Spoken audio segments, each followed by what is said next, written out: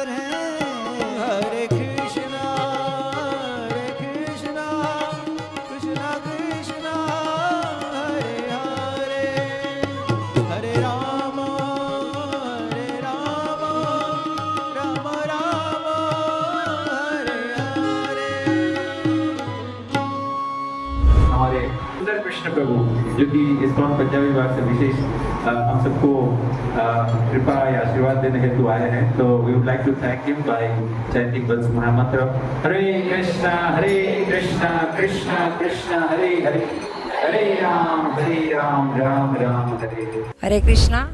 तो आप सब उपस्थित भक्तजनों का बहुत बहुत स्वागत है। बहुत सौभाग्यशाली हैं हम कि आज हमारे बीच हिज ग्रेस लाल गोविंद प्रभु पधारे हैं और सबको बहुत उत्सुकता थी कि कब आएंगे और कब हम उनके श्रीमुख से सुनेंगे। और उनका हम सबको पता ही है, जैसे अब सब YouTube के फ़ैन हैं अब सब लोग, कि उनकी जो मुखारविंद से जो भी वाणी है बड़ी शुद्ध, बड़ी अमृत का प्रवाह अब बहेगा और हम सब लोग उसको ग्रहण करें और घर में भी लेके जाएं उसे। जो भी वो कहेंगे उसमें से कुछ ना कुछ लर्निंग हमें घर में लेके जानी है। श्रवण का मतलब है कि हम उसमें से कुछ पॉइंट्स जो प्रभु जी बोलेंगे उसको घर में लेके जाएं। प्रभु जी हम हार्दिक रूप से आपका बहुत बहुत धन्यवाद करते हैं। हमारा धन्यवाद स्वीकार करिए और थैंक यू सो मच। हरे कृष्णा। राधे मेरी स्वामिनी, मैं राधे को दास, जन्म जन्म मोहे दीजियो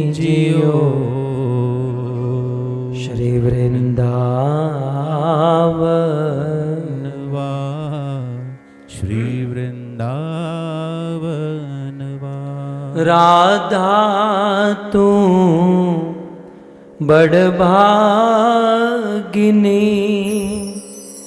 कौन तपस्या की तीनों लोक के नाथ है, सो तेरो आधी सो तेरो आधी। जय राधा माधव कुंज बिहारी, जय राधा माधव कुंज बिहारी, जय राधा माधव कुंज बिहारी, जय राधा माधव गाइए।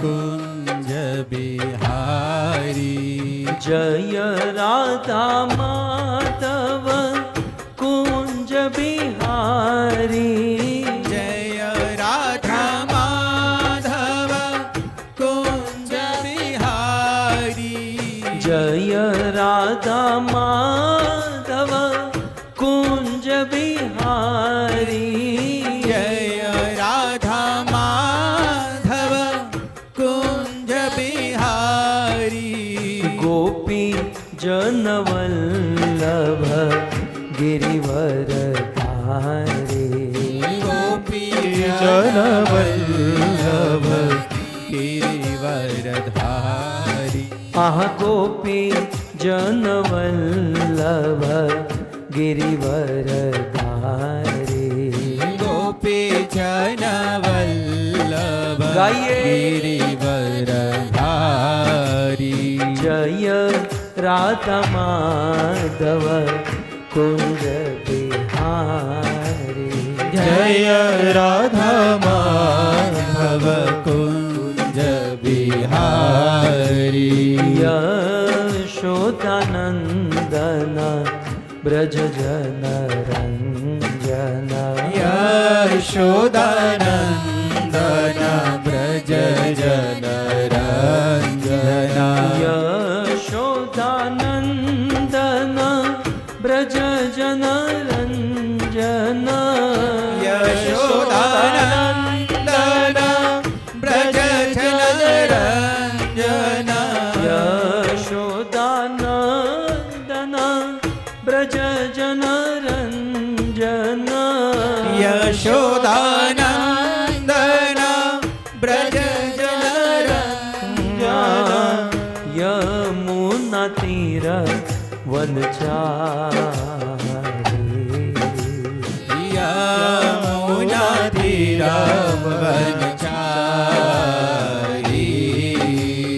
जय राधा माधव कुंज बिहारी, जय राधा माधव कुंज बिहारी, जय राधा माधव कुंज बिहारी, जय राधा माधव कुंज बिहारी,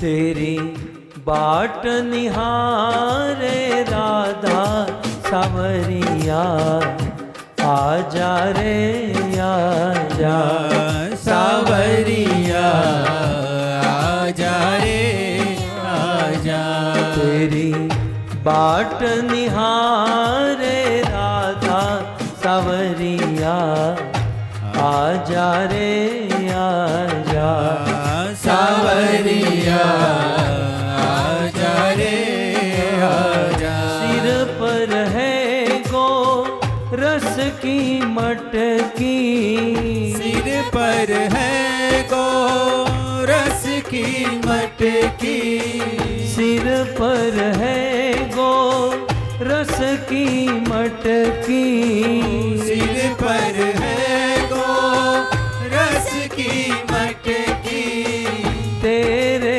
दर्श हित पथ में अटकी, तेरे दर्श हित पथ में अटकी, आजा रे चित चोर हमारे, आजा रे चित चोर हमारे,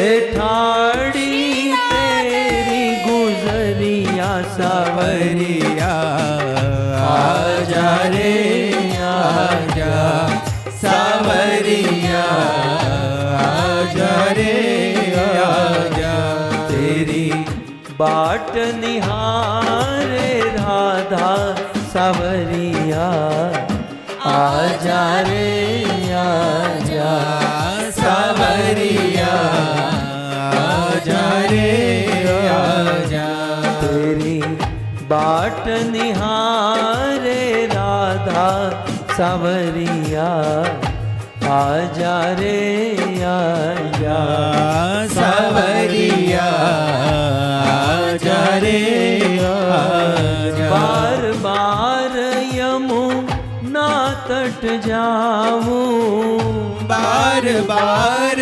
यमुना तट जाऊं आवे कान्हा दर्शन पाऊं आवे कान्हा दर्शन पाऊं खान पान पहरन बिसर गए खान पान पहराना बिसर गए खान पान पहरन बिसर गए खान पान पहराना बिसर गए लागी जब से नजरिया सावरिया आजा रे आजा सावरिया आजा रे आजा तेरी बाट निहारे राधा सावरिया आजा रे आजा सावरिया आजा रे आजा तेरी बाट निहारे राधा सावरिया आजा रे आजा सावरिया आजा रे आजा दर्श दीवानी सुध बुध खोके दर्श दीवानी गाइए। सुध बुध खोके दर्श दीवानी सुध बुध खोके दर्श दीवानी सुध बुध खोके नयन गवाए रही रो रो के नयन गवाए रही रो रो के नयन गवाए रही रो रो के नयन गवाए रही रो के विरह वेदना सही न जावे विरह वेदना सही न जावे विरह वेदना सही न जावे विरह वेदना सही न जावे जागू रे न सगरिया सावरिया आजा रे आजा सावरिया आजा रे आजा तेरी बाट निहारे राधा सावरिया आजा रे आजा सावरिया आजा रे आजा तेरी बाट निहारे राधा सावरिया आजा रे आजा आजा सावरिया आजा रे आजा हरे कृष्णा कृष्णा कृष्णा हरे हरे हरे राम राम राम हरे हरे हरे कृष्णा कृष्णा कृष्णा हरे हरे Hare Rama, Hare Rama, Rama Rama, Hare Hare. Hare Krishna, Krishna Krishna, Hare Hare, Hare Rama, Rama Rama, Hare Hare.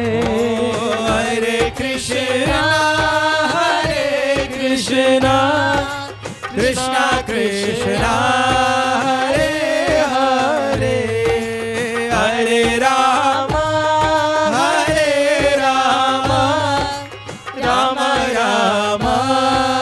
Hare Hare.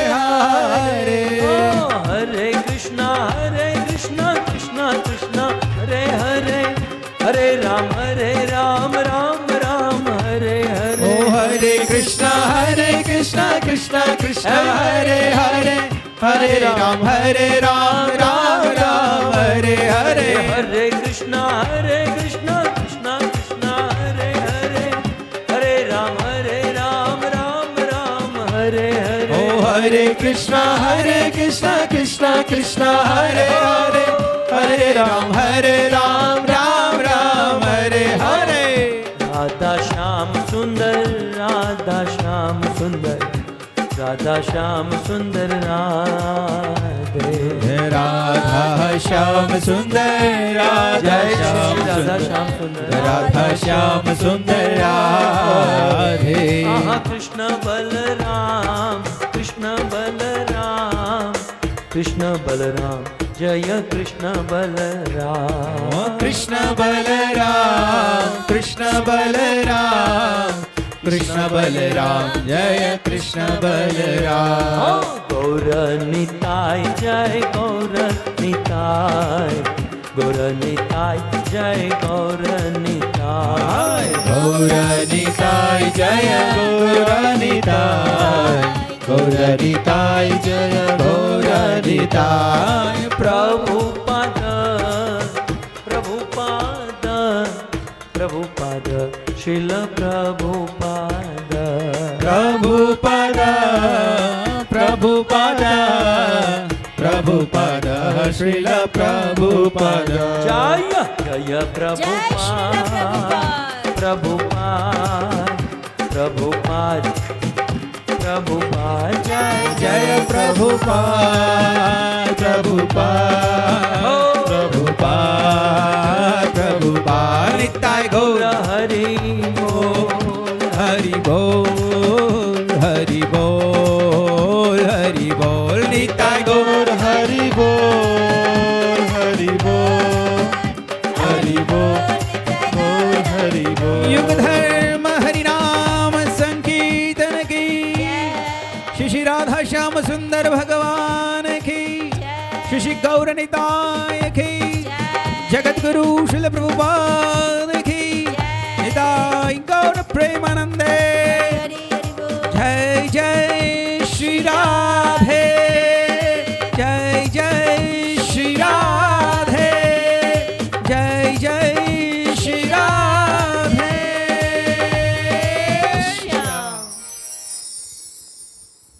Namo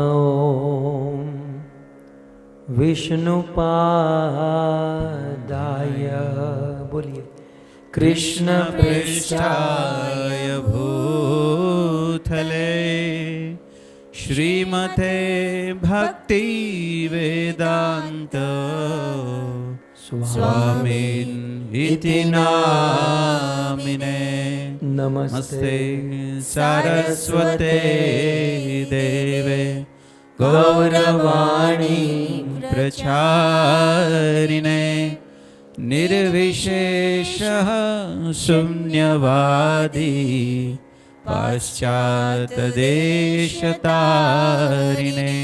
जय श्री कृष्ण चैतन्य प्रभो नित्यानंद श्री अद्वैत गदाधर श्रीवासादि श्री गौर भक्त भक्तवृंद हरे कृष्णा हरे कृष्णा कृष्णा कृष्णा हरे हरे हरे राम राम राम हरे हरे। श्री कृष्णचंद्र भगवान की जय। जगत गुरु शिल प्रभुपाद की जय। हरे कृष्णा। परम सौभाग्य है हम सब इस घोर कलयुग में अपनी बिजी लाइफ से अपना कीमती समय निकालकर कुछ क्षण अध्यात्म के इस दिव्य मार्ग में सत्संग कीर्तन कथा श्रवण करने हेतु निकाले हैं। पता नहीं कुछ लोग प्रेम से आए हैं, कुछ लोग ढींगरा परिवार हमारे लोकेश्वरीय प्रभु ललिता माता के इनविटेशन से आए हैं, और मेरे जैसे का ध्यान केवल इस लाइन पर है प्रसाद। जैसे तैसे हम सब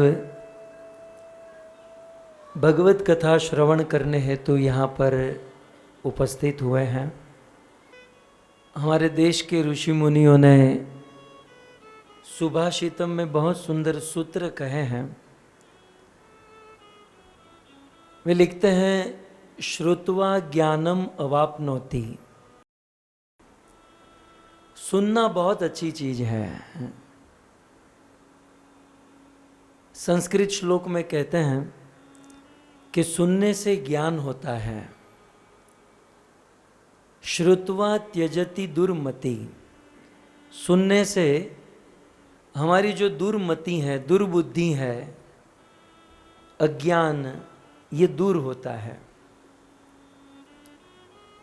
सुनने से ही घर परिवार में एकता होती है।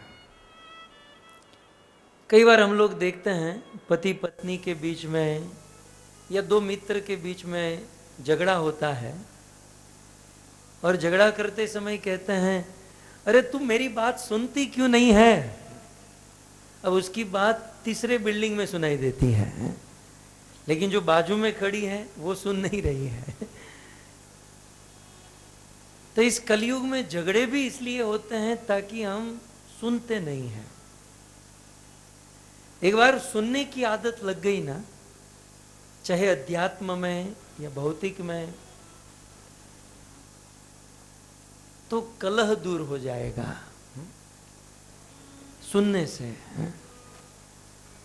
80 साल की एक बूढ़ी माताजी, लगभग 80-90 साल की, बिल्कुल शरीर कांप रहा था, उनकी वाणी भी कांप रही थी, और कोर्ट में जज के सामने खड़े रहकर कहती हैं, जज साहब मेरा निवेदन सुनिए। बोले क्या?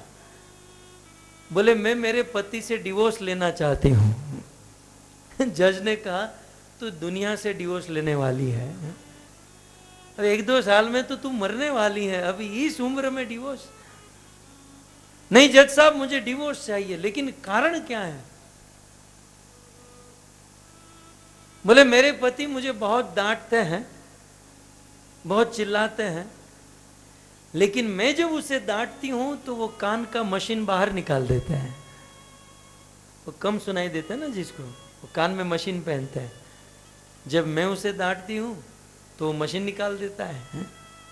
मतलब वो मेरी बात सुनता नहीं है, इसलिए डिवोर्स चाहिए। तो नहीं सुनने के कारण ही चाहे भौतिक या आध्यात्मिक परेशानी होती है। इस संसार में जिन जिन लोगों ने सुना उनका कल्याण हुआ। अध्यात्म मार्ग में देखें तो अर्जुन ने कृष्ण से सुना भगवत गीता, कल्याण हो गया। श्रीमद् भागवत जी में देखें तो नैमिषारण्य के ऋषि मुनियों ने या महाराज परीक्षित ने सुखदेव गोस्वामी से सुना, कल्याण हो गया। मां भवानी, मां पार्वती ने शिव जी के मुख से राम कथा सुनी, या फिर गरुड़ जी ने काकभूषणी जी से राम कथा सुनी, या फिर भरद्वाज ऋषि ने याज्ञवल्क ऋषि से हरि कथा सुनी, तो कल्याण हो गया। सुनने से कल्याण होता है। इसलिए भगवान ने हमें कान दो दिए हैं, केवल चश्मा पहनने के लिए नहीं। ये भगवान ने जो दो कान दिए हैं, भाई ज्यादा से ज्यादा सुने और कम से कम, हमारा उल्टा है, हम ज्यादा से ज्यादा बोलते हैं, कम से कम सुनते हैं। सो सुनना चाहिए। आप लोग वास्तव में धन्यवाद के पात्र हैं, क्योंकि आप सब सुनने के लिए आए हैं। अब देखो, हमारे पास 1, 2, 3 घंटा जो भी है, इतने टाइम तो आपका मौन है। आप बोलना भी चाहो तो कोई बोलने नहीं देंगे।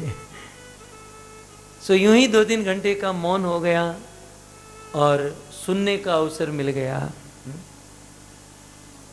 सो हम जितना भी समय है, श्रीमद् भागवत से कुछ प्रसंग सुनेंगे और अपने जीवन को धन्य करेंगे। मैं कई सारे भक्तों को देख रहा हूँ जो तिलक लगा कर आए हैं। इससे प्रतीत हो रहा है कि आप सब डिवोटी हैं, कई दिनों से, सालों से प्रैक्टिस कर रहे हैं, और कुछ लोग बिल्कुल नए हैं। सो दोनों का समन्वय करके यदि कुछ सुना जाए तो मुझे ऐसा लग रहा है श्रीमद् भागवत के 5म 6ठम स्कंध से कोई एक प्रसंग हम लोग सुने, ताकि हमारा समय सार्थक हो। हमारे साइंस ने एक सूत्र दिया, शायद न्यूटन का ही था। न्यूटन कहते हैं कि every action has equal and opposite reaction, right. किसी भी एक्शन का इक्वल और ऑपोजिट रिएक्शन होता है कि नहीं? दिल्ली में तो तुरंत होता है। आप बाहर निकलकर किसी को गाली दीजिए, तुरंत रिएक्शन होगा। आप यहां बाहर निकलकर किसी को लात मारिए या थप्पड़ मारिए, होगा कि नहीं? रिएक्शन होगा कि नहीं? सो किसी भी एक्शन का इक्वल एंड ऑपोजिट रिएक्शन होता है। अब रिएक्शन में भी बहुत कैटेगरी है। कुछ रिएक्शन जो है ना तुरंत होते हैं। जैसे आप किसी को गाली दे दो तो तुरंत रिबाउंस होकर आएगी, थप्पड़ मारो, लात मारो, तुरंत उसका रिएक्शन मिलेगा। लेकिन आप अब नहीं खाने वाले पदार्थ कुछ गलत खा लो तो उसका रिएक्शन तुरंत नहीं आएगा। तुरंत तो आपको चटपटा भोजन में आपको आनंद आएगा, लेकिन उसका रिएक्शन दूसरे दिन सुबह आएगा या 2 दिन के बाद आएगा, राइट। किसी भी एक्शन का रिएक्शन जो है, कुछ एक्शन ऐसी है जिसका रिएक्शन तुरंत आता है, कुछ एक्शन ऐसी है जिसका रिएक्शन 1-2 दिन के बाद आता है, राइट। कुछ एक्शन ऐसी है जिसका रिएक्शन कुछ सालों के बाद आता है। जैसे शराब पीने वाले लोग, सिगरेट पीना, शराब पीना, पीने में आनंद आता है, शराब पीने में, सिगरेट पीने में, लेकिन उसका रिएक्शन कुछ सालों के बाद कैंसर के रूप में आता है, ठीक है ना। तो कुछ चीज का रिएक्शन तुरंत मिलता है, कुछ ऐसे कर्म है, एक्शन माने कर्म, हमारे कार्य, क्रिया, जिसे हम लोग अध्यात्म में कर्म कहते हैं। तो कुछ कर्म के रिएक्शन 1-2 दिन के बाद आते हैं, कुछ कर्म के रिएक्शन कुछ सालों के बाद आते हैं। तो आपने इतना तो आप लोग स्वीकार करते हो ना, इतना समझ में आता है कि नहीं? तो अब एक पॉइंट ये भी समझ लीजिए कि कुछ ऐसे कर्म हैं, कुछ ऐसी क्रिया है जिसका रिएक्शन मरने के बाद आता है,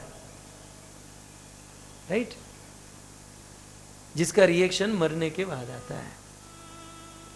अब कैसे कर्मों का कैसा रिएक्शन होता है, उसका वर्णन भगवत गीता श्रीमद् भागवत और व्यास जी के द्वारा लिखे हुए अनेकों पुराणों में बताया गया है। जैसे जीवन भर यदि कोई मांस खाता है, नॉनवेज खाता है, उसका रिएक्शन क्या है? श्रीमद् भागवत जी में कहते हैं कि यदि कोई मांस खाता है, भागवत के 5 स्कंद के अंतिम अध्याय में यह वर्णन है, यदि कोई मांस खाता है तो उसे मरने के बाद पृथ्वी के नीचे एक लोक है, जिस लोक का नाम है नरक लोक। क्या नाम है? जोर से बोलिए। हाँ, जहां जाना है उसका परिचय तो होना चाहिए। हम लोग कभी यूरोप जाते हैं, अमेरिका जाते हैं, तो वहां जाने से पहले तैयारी नहीं करते हैं कि भाई वहाँ का वेदर कैसा होगा, वहाँ हम क्या कपड़े पहनेंगे, वहाँ हम कहाँ रहेंगे, राइट? तो अब जहाँ जाना है उसके बारे में थोड़ा बहुत तो नॉलेज होना चाहिए। खैर भगवान करे आप लोग न जाए, लेकिन लिखा है कि यदि कोई मांस खाता है, नॉनवेज खाता है, तो मरने के बाद वो नरक में जाता है। अच्छा, नरक कहां पर है? श्रीमद् भागवत जी में लिखा, पृथ्वी के नीचे एक समुद्र है, गर्भोदक सागर। तो पृथ्वी के नीचे साउथ में, दक्षिण की बाजू में, यहां से यदि गिनना शुरू करें तो 99,000 योजन दूर, सो पृथ्वी से साउथ में 99,000 योजन दूर गर्भोदक सागर के ऊपर एक लोक है, जिस लोक का नाम है नरक लोक। जो जीवन भर नॉनवेज खाता है, मांस खाता है, किसी जीव को मारता है, उसका रिएक्शन क्या होता है? मरने के बाद उसे नरक में, और नरक में भी एक स्थान है, स्पेशल स्पेसिफाई किया गया है कि किसी जीव को मारने वाला, नरक भी बहुत प्रकार के हैं, वो किस नरक में जाएगा? कुंभीपाक नरक में जाएगा। किस डिवीजन में जाना वो भी तो याद रखना होगा। कुंभीपाक में जाएगा। अच्छा, कुंभीपाक नरक में क्या होगा? श्रीमद् भागवत जी में शुकदेव जी परीक्षित को कहते हैं, और गरुड़ पुराण में भगवान विष्णु गरुड़ जी को ये सब सुनाते हैं। आप लोगों को डरने की जरूरत नहीं है, क्योंकि आप लोग नॉनवेज नहीं खाते हैं, लेकिन जो लोग खाते हैं उसके लिए ये सारी बातें हैं। सो वे मरने के बाद जो है ना, कुंभीपाक नरक में जाएंगे। अच्छा, उस नरक में क्या है? बोले उस नरक में बहुत बड़ी कढ़ाई होती है। कढ़ाई जानते हैं ना? बहुत बड़ी कढ़ाई होती है, और उस कढ़ाई में बहुत सारा तेल होता है।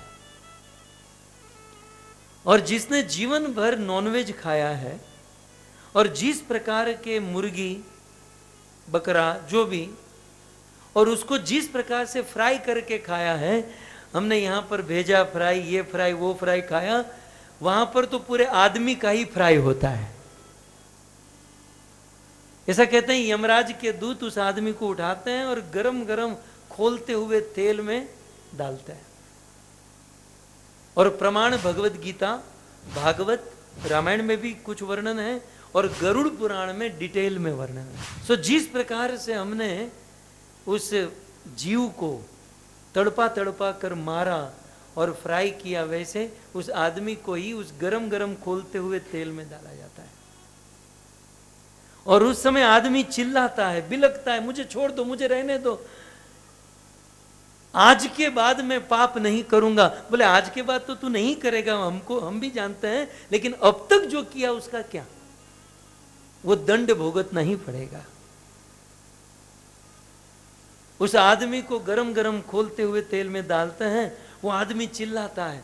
अब आप विचार कीजिए, थोड़ा सा तेल का छिड़का भी यदि उड़ जाए तब भी हमको कितना कष्ट होता है। पूरा आदमी ही गरम गरम खोलते तेल में आ जाए, कितना कष्ट। आप कहोगे तब तो आदमी मर जाता होगा। नरक में जो है ना, एक विशेष शरीर मिलता है, और उस शरीर को यातना शरीर कहते हैं। उसकी बनावट कुछ ऐसी होती है कि उस शरीर में कष्ट तो होता है, लेकिन वो शरीर मरता नहीं है। उस गरम गरम खोलते हुए तेल में वो गिरता है और मूर्छित हो जाता है। यमराज के दूत उसे उठाते हैं और उठाकर कुछ देर बाजू में रख देते हैं। फिर से जब होश में आता है, फिर से वो गरम गरम खोलते हुए तेल में डालता है, फिर से तड़पता है, खून निकलता है, पस निकलता है, मूर्छित होता है, फिर से उठाकर बाजू में रखते हैं। अब आप कहोगे कितनी बार तेल में डालता है? जितनी बार नॉनवेज खाया है उसका इंटू 1000 टाइम्स उस गरम गरम खोलते हुए तेल में डाला जाता है। ये कोई मेरी अपनी बात नहीं, श्रीमद् भागवत पंचम स्कंद अंतिम अध्याय और गरुड़ पुराण में स्वयं भगवान विष्णु गरुड़ जी से कहते हैं। लेकिन आप लोगों को कोई चिंता नहीं है क्योंकि आप नॉनवेज नहीं खाते हैं, राइट? और मैंने पहले ही कहा, every action has equal and opposite reaction. Non veg खाने वाली जो एक्शन है वो कैसे रिएक्शन में आएगी? कुंभीपाक नरक से, ठीक है? अच्छा, जो आदमी शराब पीता है, सिगरेट पीता है, उसका क्या? बोले उसके लिए एक दूसरा नरक है। उस नरक का नाम है आईपान नरक। क्या नाम है? जोर से बोलिए थोड़ा। आईपान। पहले तो उस आदमी को बहुत पीटते हैं, बहुत मारते हैं, उसकी बहुत धुलाई होती है, और फिर सुखदेव गोस्वामी कहते हैं लोहा और सीसा एक धातु होती है, उसे बहुत गर्म किया जाता है। लोहा जब बहुत गर्म होता है तब लिक्विड हो जाता है, और वह गरम गरम लोहा जो लिक्विड बन चुका है, जो शराब और सिगरेट पीते हैं ना, उसके दोनों हाथ पकड़ते हैं, पांव पकड़ते हैं, और दो यमदूत उसका मुख खोल पकड़ कर रखते हैं और उसके मुख में गरम गरम लोहे का रस डालते हैं। कितना? जितनी शराब सिगरेट पी है इंटू 1000 टाइम्स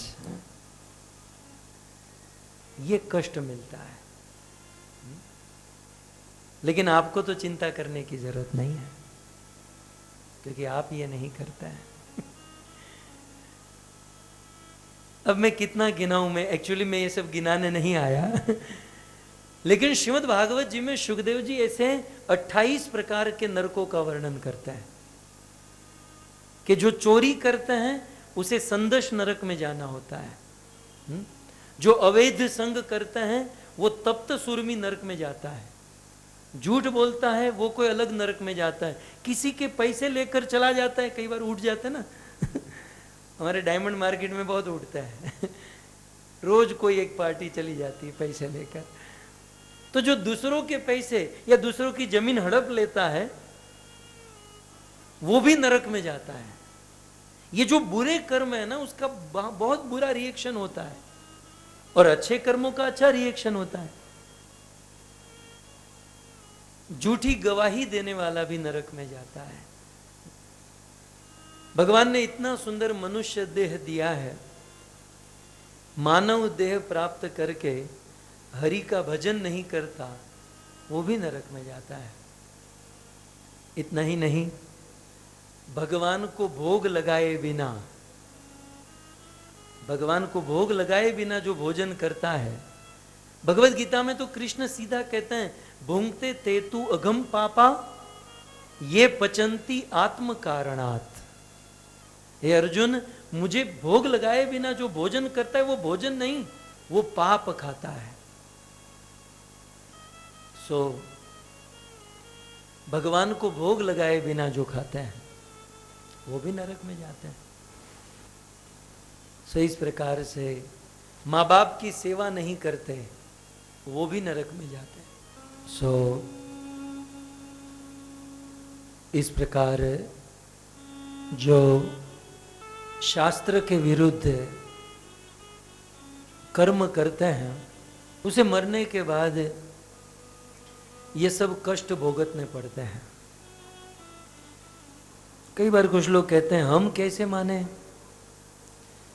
कि ये जो आप कह रहे हैं मरने के बाद नरक में जाना होगा, ये नरक सही है? हम अनुभव करेंगे तो मानेंगे। हमने नरक को देखा नहीं और आप कह रहे हो कि नरक के बारे में ये सब कुछ है, हम कैसे माने? देखो, इस दुनिया में कई सारी ऐसी चीजें हैं जो हमने देखी नहीं है।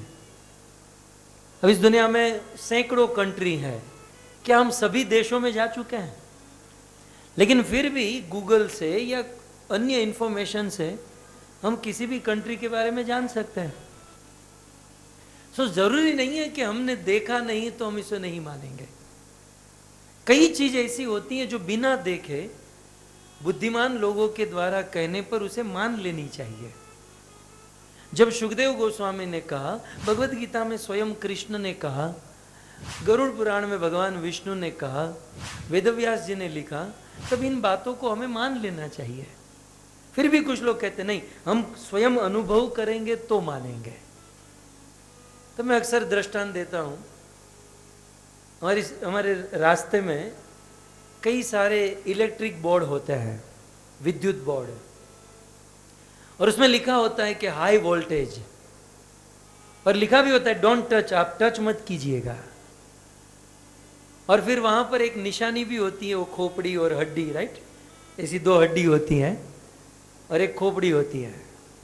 मतलब वो दिखाना चाहते हैं यहां तुम टच करोगे तो ऐसी खोपड़ी हो जाओगे, हैं? लेकिन कोई आदमी कहे कि नहीं, हम विश्वास नहीं करते, हम अनुभव करेंगे तो मानेंगे, हैं? अब बताइए, उस चीज का अनुभव होता है? करना चाहिए। बुद्धिमान आदमी को उसे पढ़कर ही समझ जाना चाहिए कि इसे टच नहीं करना है। और यदि हम दावा करें कि अनुभव करके ही हम मानेंगे तो क्या होगा? अनुभव करने जाएंगे, खोपड़ी बन जाएंगे, फिर अनुभव बताने लायक नहीं बचेंगे, है ना? सो कुछ चीज ऐसी होती है बिना अनुभव के ही हमें समझ लेनी चाहिए। और फिर केवल हमारे सनातन धर्म में ही नहीं, इस दुनिया में जितने भी धर्म है, जितने भी मजहब है, उन सारे धर्मों में ये कहा गया। जैसे हमारे हिंदू ग्रंथों में इसे नरक कहते हैं, राइट? मुस्लिम धर्म में इसे जन्नुम कहते हैं, राइट? और क्रिश्चियन धर्म में इसे हेल कहते हैं। तो सभी धर्मों में इसका वर्णन है। और आप थोड़ा सा अपना विवेक बुद्धि से भी समझ सकते हैं कि इस देश की गवर्नमेंट जब कोई सिटी का निर्माण करती है, स्कूल बनाती है, कॉलेज बनाती है, बिल्डिंग बनाती है, शॉपिंग मॉल बनाती है, बहुत सुंदर गार्डन बनाती है, मैदान बनाती है, तो गवर्नमेंट ये पूरा सिटी बनाती है। ये सब कुछ बनाने के साथ साथ उस सिटी में एक जेल बनाती है, राइट? क्यों? क्योंकि गवर्नमेंट के जो रूल्स एंड रेगुलेशन है, जो उनका पालन नहीं करेंगे वो उसे जेल में बंद कर देंगे। ठीक उसी प्रकार गवर्नमेंट की भी गवर्नमेंट है भगवान, और भगवान ने ये सुंदर व्यवस्था, सुंदर ये स्वरूप, ये संसार बनाया। इस संसार में सब कुछ व्यवस्थित रूप से भगवान ने निवेदित किया, तो फिर भगवान ने भी जेल नहीं बनाई होगी। जो गवर्नमेंट के रूल्स रेगुलेशन को फॉलो न करे वो जेल में बंद होते हैं, और जो भगवान के रूल्स रेगुलेशन को फॉलो न करे वो नरक में बंद होते हैं, राइट? कई बार कुछ लोग कहते हैं नहीं, जो बुरा कर्म करते हैं उसके जीवन में बुरा हो जाता है, तो फिर मरने के बाद नरक में जाने की क्या जरूरत है? आप समझ रहे हैं ना? इस संसार में जीते जी भी हमें दंड मिलता है, तो जीते जी यदि दंड मिल गया तो मरने के बाद नरक में जाने की क्या जरूरत? एक बात कहें, हमें जीते जी जो दंड मिलता है ना, वो एक्चुअल दंड नहीं है, वो केवल सैंपल है। जैसे कोई पुलिस किसी चोर को पकड़ती है, कोई चोर चोरी करने गया और चोरी करते हुए पुलिस उसे पकड़ ले तो पुलिस उसी जगह पर 2-3 डंडे मारती है, राइट। तो पुलिस का उस चोर को 2-3 डंडे मारना ये वास्तविक दंड नहीं। वास्तविक दंड क्या है? उस चोर को कोर्ट में लेकर जाएंगे, वहां पर जज जो भी जजमेंट देंगे और बाद में जेल में जो सजा मिलेगी वो वास्तविक सजा होगी, ठीक है। तो इस संसार में जीते जी हमें जो सुख दुख मिलता है वो तो एक सैंपल है। वास्तविक दंड तो मरने के बाद नरक में भुगतना होता है, जिसका वर्णन श्री सुखदेव गोस्वामी भागवत जी में करते हैं और अन्य ग्रंथों में हुआ है। खैर, हमारा ये मूल सब्जेक्ट नहीं है। ये जो सारी दुर्भावना है, ये जो दंड है, ये हमारे जीवन में जो बुरा होता है, कई बार हम लोग सोचते हैं हमने आज तक कभी किसी का बुरा नहीं किया, फिर भी हमारे साथ बुरा क्यों होता है? इस जीवन में हमने किसी का बुरा नहीं किया, लेकिन हो सकता है पूर्व जन्म में हमने किसी का बुरा किया होगा, और पूर्व जन्म में बुरा किया हुआ जो कर्म है वो इस जीवन में दुख बनकर आता है। तो ऐसे बुरे कर्म को नष्ट करने के लिए, या फिर इस जीवन में हमसे कुछ बुरी चीज हो गई या पाप हो गया और मरने के बाद नरक में जाने से बचने के लिए हमें क्या करना चाहिए? जब यह कथा श्री सुखदेव गोस्वामी महाराज परीक्षित से सुना रहे थे, तब महाराज परीक्षित सुखदेव जी को यह प्रश्न पूछते हैं कि सुखदेव जी, अब जो पाप हो गया सो हो गया। इस दुनिया में ऐसा कोई नहीं है जिसने पाप न किए हो। मैं उंगली ऊपर नहीं करवाना चाहता, लेकिन यदि मैं पूछूं इनमें से कोई है जिसने पाप नहीं किए? मैं भी आप सब के साथ हूं। हम सब ने कहीं ना कहीं, कभी ना कभी छोटा या बड़ा पाप अवश्य किया है। कुछ पाप ऐसे हैं जो कुछ लोग जानबूझकर करते हैं, कुछ ऐसे हैं जो अनजाने में हो जाते हैं। हम लोग घर से ऑफिस जाते हैं, हमारे कार के टायर के नीचे या जूते के नीचे कितने जीव जंतु मर जाते हैं। उन जीव जंतुओं को मारना, उनकी भी लाइफ है, उनका भी परिवार है, उनको मारना क्या ये पाप नहीं है? हम लोग भोजन करते हैं, उस भोजन की अग्नि में कई सारे जीव जंतु मर जाते हैं। हम लोग मार्केट से, दुकान से चावल या कोई सब्जी लाते हैं, हम तो जानते भी नहीं है, लेकिन जो चावल जिस खेत में पके हैं, सब्जी फ्रूट्स जिस खेत में जो पके हैं, वहां पर कितने जीव जंतु मरकर वो सब्जी हमारे घर पर आती है, वो चावल हमारे घर पर आते हैं। सो कितने कर्म, कितने पाप हमसे अनजाने में हो जाते हैं। हम लोग गर्म पानी में स्नान करते हैं, वो गर्म पानी जब नाली में जाता है, उस नाली में कितने सारे जीव जंतु ऐसे होते हैं जो गर्म पानी स्पर्श होते ही मर जाते हैं। क्या ये पाप नहीं है? हमारे द्वारा अनजाने में ऐसे कई सारे पाप होते हैं। और कुछ लोग तो जानबूझकर शराब पीकर, मांस खाकर, दूसरों को मारकर, तड़पाकर, दुखी करके, रच रच कर पाप करते हैं। इस दुनिया में ऐसा कोई नहीं है जो पाप नहीं किया है। और सुखदेव जी ने कहा जो पाप करेगा वो नरक में जाएगा।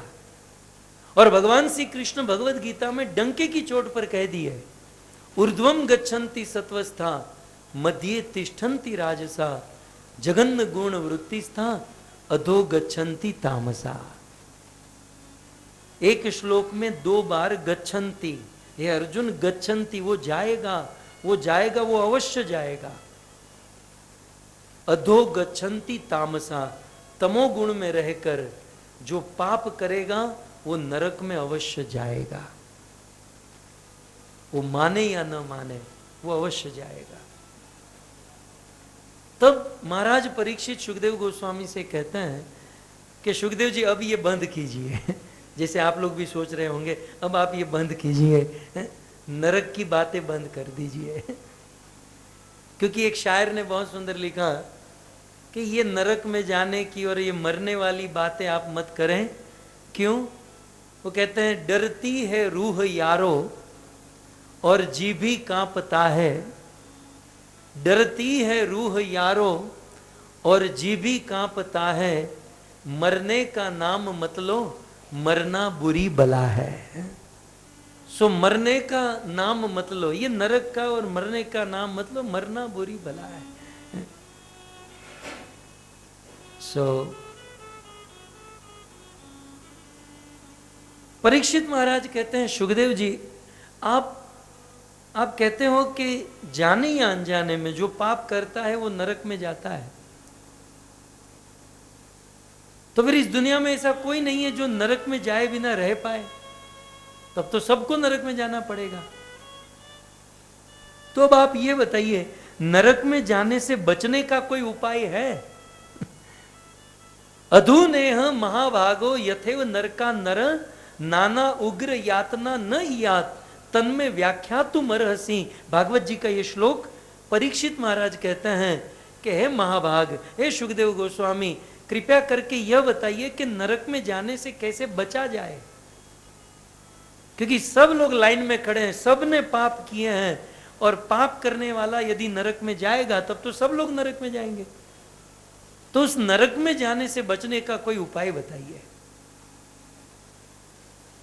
अब महाराज परीक्षित ने यह प्रश्न पूछा, सच कहें तो अपने लिए नहीं पूछा, क्योंकि परीक्षित को तो गारंटी मिल चुकी थी, 7 दिन कथा सुनो आप तुरंत भगवान के धाम में पहुंचेंगे।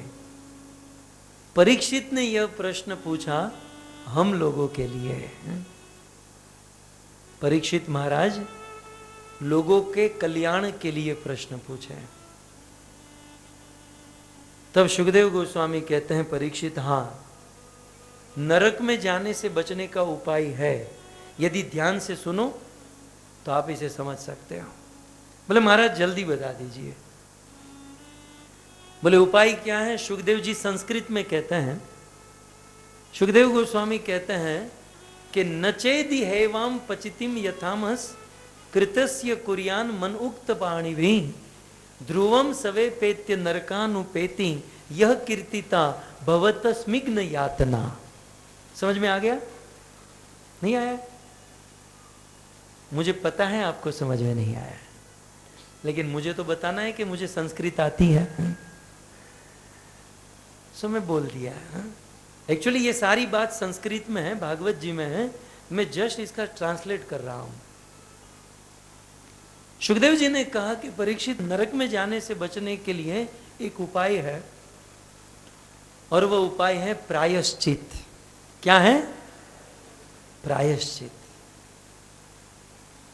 जिस किसी ने पाप किया है, गलत किया है, पहले तो समझे, गीता भागवत रामायण जैसे ग्रंथों को पढ़े, इसे सुने और समझे कि सही क्या है गलत क्या है, और जीवन में यदि कुछ गलत हो चुका है तो अपने द्वारा किए हुए पापों का प्रायश्चित मरने से पहले कर लें।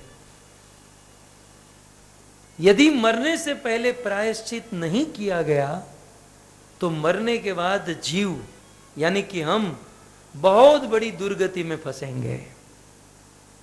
राइट? ट्रेन में बैठने से पहले हम टिकट खरीद लें, बिना टिकट के ट्रेन में चढ़ गए, ट्रेन निकल गई, और फिर जब वो टीसी आएगा कहेगा कि आपको इतना दंड भरना है, आप कहोगे भाई टिकट तो 100 रुपये की है, तुम हजार क्यों मांग रहे हो? बोले टिकट 100 की थी, ट्रेन चलने से पहले यदि ले ली होती, अब ट्रेन निकल गई, अब 100 नहीं, आपको 1000 देना पड़ेगा या उससे भी ज्यादा। तो मरने से पहले यदि प्रायश्चित कर लिया तो सस्ते में निपट जाएगा, और यदि वो प्रायश्चित मरने से पहले नहीं किया तो हजारों गुना अधिक ये दंड भुगतना पड़ेगा। आप कहोगे ठीक है, मरने से पहले ही प्रायश्चित करना है ना, तो अभी तो जीवन में बहुत दिन बाकी है, अभी तो आज करे सो कल करे, कल करे सो परसों, जल्दी जल्दी क्या करना है, जीना है बहुत वर्षों। तो अभी तो हम जवान हैं, जब बूढ़े होंगे तब करेंगे। अब इस दुनिया में वैसे किसी का कोई भरोसा नहीं कि कब मर जाए, और यदि बुढ़ापे में भजन करेंगे तो बुढ़ापे में कुछ हो ही नहीं पाएगा। सो प्रायश्चित जो है जब से ज्ञान हो जाए कि हमसे कुछ गलत हुआ है, तुरंत कर लेना चाहिए। अपने द्वारा किए गए बुरे कर्मों का प्रायश्चित करने में जितनी देरी करोगे, उतना वो प्रायश्चित की मात्रा बढ़ती जाएगी। आप सब व्यापारी बिजनेसमैन हो, आप लोग जानते हो इंटरेस्ट होता है, फिर इंटरेस्ट का भी इंटरेस्ट होता है, फिर उसका भी इंटरेस्ट, राइट? चक्रवृद्धि ब्याज कहते हैं उसे, वो बढ़ते जाता है। तो प्रायश्चित करने में जितनी देरी करोगे उसकी मात्रा बढ़ती जाएगी। इसलिए जीवन में जब कोई गलत कर्म हो गया, जो कोई अपराध हो गया, जो कोई पाप हो जाए, तो उसका तुरंत प्रायश्चित कर ले, नहीं तो वो बढ़ता जाएगा। छोटा पाप है तो छोटा प्रायश्चित, और बड़ा पाप है तो बड़ा प्रायश्चित, लेकिन मरने से पहले कर ले। ठीक है? सो अब सुनिए, थोड़ी सी बहुत सुंदर बातें हैं कि परीक्षित महाराज ने कहा कि पापों से मुक्त होने के लिए और नरक में जाने से बचने के लिए कोई उपाय है?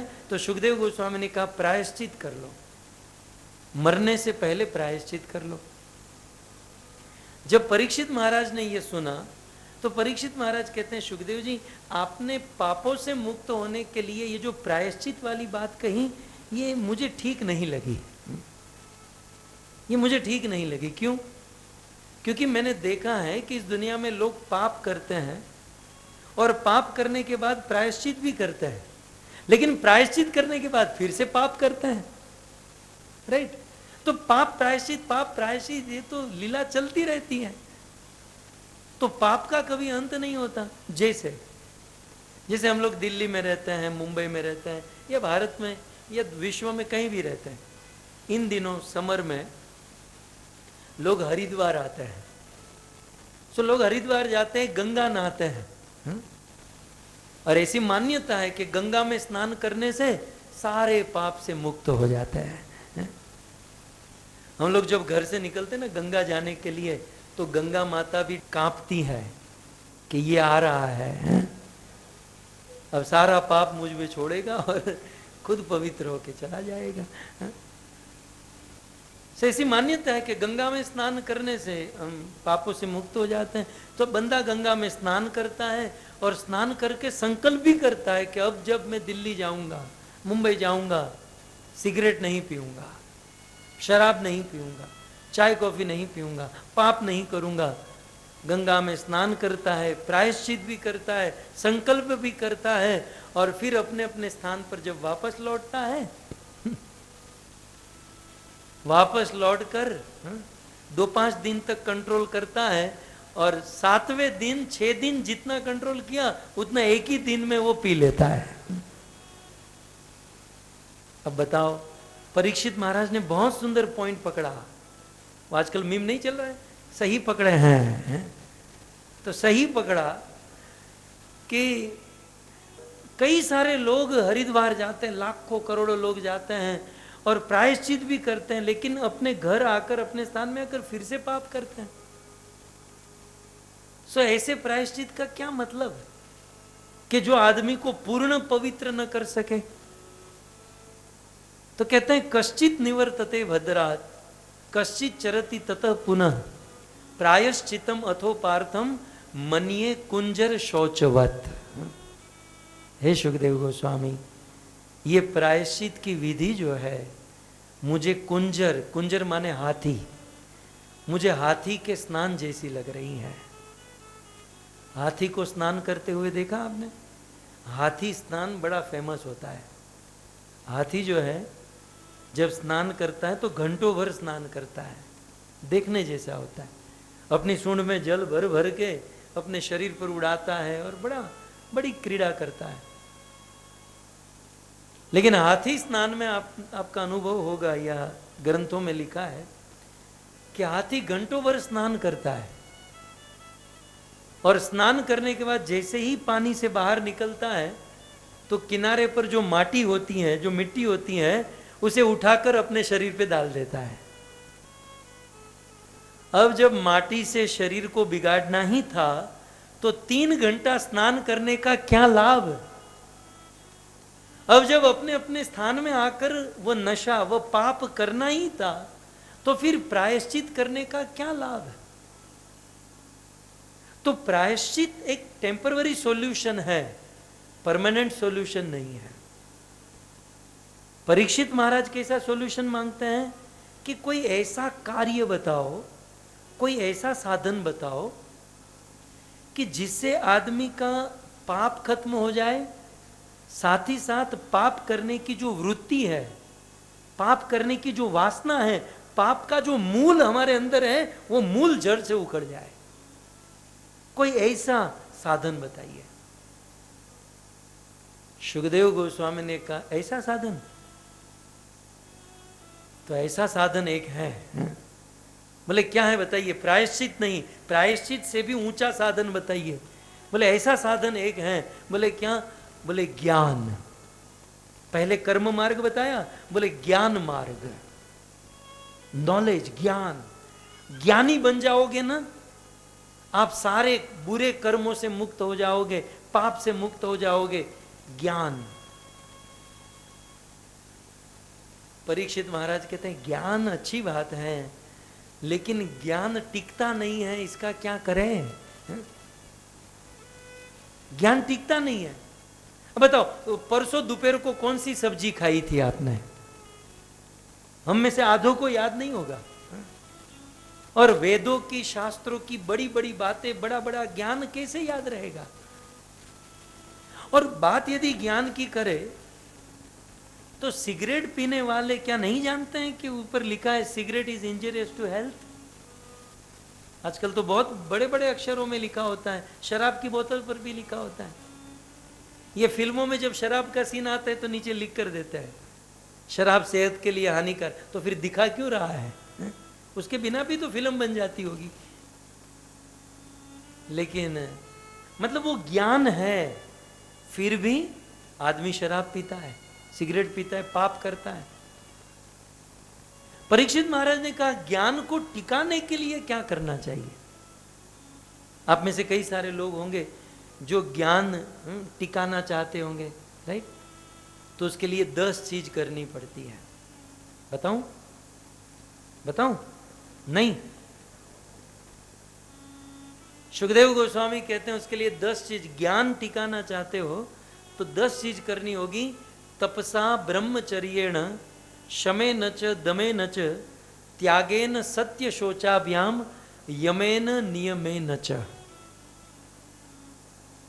ये 8 चीज करोगे तो ज्ञान टिकेगा, नहीं तो ज्ञान यहां से सुनोगे यहां से निकल जाएगा। क्या क्या करना होगा? तपस्या करनी होगी। तपस्या माने जानबूझकर अपने शरीर को कष्ट देना, ग्रीष्म में पंचाग्नि तापना, ठंडी की मौसम में गंगा जल, यमुना जल में घंटों भर खड़े रहना, ये सब तपस्या में आता है। तपसा ब्रह्मचर्येण, ब्रह्मचर्य व्रत का पालन। त्याग माने दान करना, सत्य माने झूठ न बोलना, केवल सत्य बोलना। शौच, अपने शरीर को स्नान करके पवित्र रखना और मन को मंत्र से पवित्र रखना। 10 यम का पालन करना और 10 नियम का पालन करना। ये सब कुछ करते हैं तब जाकर ज्ञान टिकता है। परीक्षित महाराज ने कहा एक तो ज्ञान टिकाने के लिए इतना कुछ करना है, और इतना कुछ करने के बाद ज्ञान टिकेगा, और ज्ञान टिकने के बाद भी आदमी पाप तो कर ही लेता है। ज्ञान होने पर भी आदमी उस काम का वेग इतना होता है कि वो पाप कर ही लेता है। सो महाराज कलयुग का जीव ये जो 8-10 चीज है ना, उनमें से एक चीज भी ठीक से नहीं कर पाएगा तो ये सारी चीज कैसे हो सकती है? सो आप कृपया करके आप कोई इजी, सरल और सुगम साधन बताइए। ऐसा साधन बताइए कि बूढ़ा भी कर सके, जवान भी कर सके, बच्चा भी कर सके। ऐसा साधन बताइए जो गृहस्थ आदमी भी कर सके, और ऐसा साधन बताइए जिससे आदमी पाप से तो मुक्त हो जाए, नरक में जाने से बच जाए, लेकिन साथ ही साथ पाप करने की जो वृत्ति है, पाप का जो बीज है हमारे दिल में, वो बीज ही निकल जाए। तब सुखदेव गोस्वामी ने कहा, परीक्षित फाइनली, क्योंकि आप मुझे बार बार पूछ रहे हो, इसलिए अब मैं तुम्हें साधन बताने जा रहा हूं कि एक ऐसा साधन, एक ऐसा कार्य जिसको करने से पाप से भी मुक्त हो जाओगे, नरक में जाने से भी बच जाओगे। इतना ही नहीं, पाप करने की जो वृत्ति है, जो बीज है, वो भी, उससे भी मुक्त हो जाओगे और भगवान से प्रेम भी प्रकट कर लोगे। बोले वह साधन कौन सा है? बिल्कुल सरल और सुगम साधन है, और वह साधन है हरि नाम। हरे कृष्णा कृष्णा कृष्णा कृष्णा कृष्णा हरे हरे, हरे राम राम राम हरे हरे। श्रीमद् भागवत के अनुसार कहूं तो उन्होंने श्लोक में कहा, केचित केवल या भक्त्या वासुदेव परायण अगम गुणवंती कार्सेन निहारम इव भास्कर। बोले भगवान का नाम इतना पवित्र है कि भगवान का नाम यदि कोई लेता है तो वो तो पापों से मुक्त हो जाता है, वो तो बड़ी दूर की बात है। भगवान का नाम इतना पवित्र है कि भगवान का नाम लेने की कोई सोचे, लिया नहीं है, कोई सोचे कि मैं कल से हरि का नाम लूंगा, महामंत्र का जाप करूंगा, इतना सोच भी लेता है तो उसी समय सारे पापों से मुक्त हो जाता है, सोचने मात्र से। वे कहते हैं अघम गुणवंती कार्सियन निहारम इव भास्कर। ठंडी की मौसम में वो कोहरा जम जाता है, राइट, वो धुम्मस, फोग हो जाती है। उस फोग को मिटाने के लिए आप कितनी भी हेलोजन जला लो, अग्नि जला लो, चाहे कुछ भी कर लो, उसे आप मुक्त नहीं हो पाओगे। ये पाप उस फोग, उस कोहरे के समान है। उस कोहरे को मुक्त केवल एक ही चीज, एक ही तत्व कर सकता है, और वह है भगवान भास्कर, वो है सूर्य देवता। जब आकाश में सूर्य प्रकट होता है तो वो कोहरा दूर हो जाता है, लेकिन कोहरे को दूर करने के लिए सूर्य की आवश्यकता नहीं। सूर्य तो पर्वत के पीछे होता है, सूर्य का थोड़ा सा प्रकाश ही उस कोहरे को दूर कर देता है। ठीक उसी प्रकार हमारे जीवन में किए हुए पाप को दूर करने के लिए हरि नाम की जरूरत नहीं है, नामाभास ही काफी है। नाम लेने की इच्छा कर लें, हम सारे पापों से मुक्त हो सकते हैं। आप कहोगे नाम लेने की इच्छा से पाप से मुक्त हो जाते हैं, तो फिर नाम लेने से क्या होता है? बोले नाम लेने से तो बहुत बड़ी चीज प्राप्त होती है, और वह चीज है भगवत प्रेम, ईश्वर प्रेम। और ये भगवान का नाम लेने से, नाम लेने की इच्छा करने से पाप से मुक्त हो जाते हैं, लेकिन जब कोई नाम लेने लगता है तो भगवत प्रेम प्रकट होता है, और जीव इतना पवित्र और प्रेमी हो जाता है कि मरने के बाद भगवान के धाम वैकुंठ को प्राप्त कर लेता है, वैकुंठ पा जाता है। सुखदेव गोस्वामी ने बहुत सुंदर हरि नाम की महिमा बताई कि इस दुनिया में यदि कोई अन्य कोई भी साधन करे, कोई भी, कुछ लोग तपस्या करते हैं, कुछ लोग हवन करते हैं, कुछ लोग ध्यान करते हैं, अनेकों साधन कोई करे, ये सारे साधन मिलकर जीव को उतना पवित्र नहीं कर पाएंगे जितना भगवान का नाम पवित्र कर पाएगा। हरे कृष्णा कृष्णा कृष्णा कृष्णा हरे राम राम राम हरे हरे। न तथा यज्ञवान राजन पुयेत तप आदि भी तथा कृष्णार्पित प्राणा तत्त पुरुष निषेवया। चाहे कितना हूं साधन कर लो, जीव उतना पवित्र नहीं हो पाएगा जितना भगवान का नाम लेने से पवित्र हो पाएगा। कहते हैं सुखदेव गोस्वामी, एक सोने का घड़ा हो और उस सोने के घड़े में शराब रख दो या विष भर दो, उस विष से भरे हुए सोने का घड़ा आप गंगा स्नान कराओ, यमुना स्नान कराओ, दुनिया के सभी तीर्थाटन कराओ, लेकिन जब तक वो विष बाहर नहीं निकालोगे तब तक वो घड़ा पवित्र नहीं माना जाएगा। चाहे कितना भी होम हवन यज्ञ या तीर्थाटन कर लो, जब तक वो विष बाहर नहीं निकलेगा तब तक हम पवित्र नहीं हो पाएंगे। और वो विष कब बाहर निकलेगा? जब हम भगवान का नाम लेंगे, हरि नाम से वो विष बाहर निकलेगा। और इसका ज्वलंत प्रमाण, आप यहां से पत्थर फेंको तो वृंदावन में गिरेगा। वृंदावन इतना निकट है दिल्ली से, राइट? वृंदावन में यमुना नदी बहती है और आप वृंदावन में परिक्रमा करोगे तो प्रथम स्थान आता है कालिया दह। कालिया दमन कृष्ण ने किया ना, उस कालिया नाग के अंदर विष था और भगवान श्री कृष्ण उस यमुना के भीतर गए और कालिया नाग तो सो रहा था। कालिया नाग की पत्नी कृष्ण को देखकर कहती है, दिखने में बहुत सुंदर हो, ये हमारा पति, तुम जानते नहीं हो जगेगा तुमको मार डालेगा, तुम यहां से लौट जाओ। कृष्ण ने कहा, मर गए मारने वाले, मैं तो तेरे पति को मारने आया हूं, उठा तेरे पति को। बोले नहीं, तुम उसे जानते नहीं हो, तुम मार देगा। कालिया नाग की पत्नी नहीं उठा पाई, तब कृष्ण ने जोर से कालिया नाग की पूंछ पर मारा और ये जग गया। किसी सोए हुए आदमी को ऐसे थोड़ा सा मारो ना तो पूरा ऐसे उसे कष्ट ज्यादा होता है। कालिया जगह, किसने मारा? कन्हैया खड़ा था। बोले कौन है तू, चला जा यहां से, तू गलती से यहां पर आया, तुझे रॉन्ग नंबर लग गया, हुआ क्या तुझे?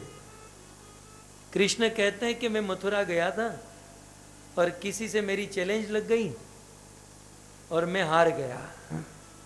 मैं हार गया तो उसने मुझे कहा कि तू हारा है तो तुझे वृंदावन जाकर कालिया नाग का मस्तक काट कर लाना पड़ेगा। तो कालिया, मैं तेरा मस्तक काटने आया हूं, सावधान। कालिया और कन्हैया दोनों आमने सामने और फिर घमासान युद्ध होता है, कथा आप सब जानते हैं। फिर कृष्ण कालिया नाग के मस्तक पर चढ़ जाते हैं और भगवान श्री कृष्ण कालिया के मुख पर नाचते हैं, राइट? और जैसे ही कृष्ण नाचने लगे, अपना चरण कालिया के मुख पर रखने लगे, कालिया के मुख में जितना भी विष था वो सब निकलने लगा और धीरे धीरे करके उनके मुख से सारा विष निकल गया और वो पवित्र बन गया। कथा का सार ये है कि जैसे कृष्ण उस विषधर, विष से भरे हुए कालिया नाग के मुख पर कृष्ण नाचे तो सारा विष निकल गया। ठीक उसी प्रकार कलयुग में कृष्ण में और कृष्ण के नाम में कोई अंतर नहीं है, अभिन्नत्वा नाम नामनी। आप मैंगो मैंगो मैंगो बोलो तो मैंगो नहीं मिलेगी, आप पैसे पैसे पैसे बोलो तो पैसे नहीं मिलेंगे, लेकिन आप कृष्ण कृष्ण कृष्ण बोलो, आंखें खुलेगी, कृष्ण आपके सामने होंगे। क्यों? क्योंकि कृष्ण में और कृष्ण के नाम में कोई अंतर नहीं है। नाम चिंतामणि कृष्ण चैतन्य रस विग्रह पूर्ण शुद्धो नित्य मुक्तो अभिन्नत्वा नाम नामी। नाम नामी में कोई अंतर नहीं। सो कृष्ण में और कृष्ण के नाम में कोई अंतर नहीं है। कृष्ण कालिया नाग के मुख पर नाचे तो सारा विष निकल गया, पवित्र हो गया। ठीक उसी प्रकार कृष्ण का नाम यदि हमारे मुख में नाचेगा, कृष्ण का नाम यदि जीवा पर नाचेगा तो हमारे हृदय का सारा विष निकल जाएगा, सारा पाप निकल जाएगा और हम पवित्र हो जाएंगे। इसलिए सुखदेव गोस्वामी कहते हैं कि कृष्ण का नाम या भगवान का नाम जीव को जितना पवित्र कर सकता है उतना और कोई नहीं कर सकता है। और सुखदेव गोस्वामी कहते हैं, परीक्षित, प्रेम से नहीं, प्रेम से भगवान का नाम लिया जाए तो अच्छा है, लेकिन साकेत्यम परिहास्यम वा, एक बार भी यदि कोई कृष्ण का नाम ले लेता है ना तो वह नरक में जाने से बचकर भगवान के धाम को प्राप्त कर लेता है। एक बार भी यदि कोई कृष्ण का नाम। परीक्षित महाराज सिर खुजाने लगे कि सुखदेव गोस्वामी कुछ ज्यादा नहीं बोल रहे हैं कि जीवन भर कोई पाप किया है, अभी इतनी इतनी नरक की बातें चल रही थी, लेकिन उस बीच यदि कोई कृष्ण का नाम ले ले, महामंत्र का जाप कर ले तो उन सारे पापों से मुक्त हो जाएगा। सुखदेव गोस्वामी ने कहा, परीक्षित, इसमें कोई डाउट मत कीजिए, संशय मत कीजिए, ये बिल्कुल सनातन सत्य बात है। और यदि तुम्हें विश्वास नहीं हो रहा है तो मैं तुम्हें एक इतिहास सुनाऊंगा।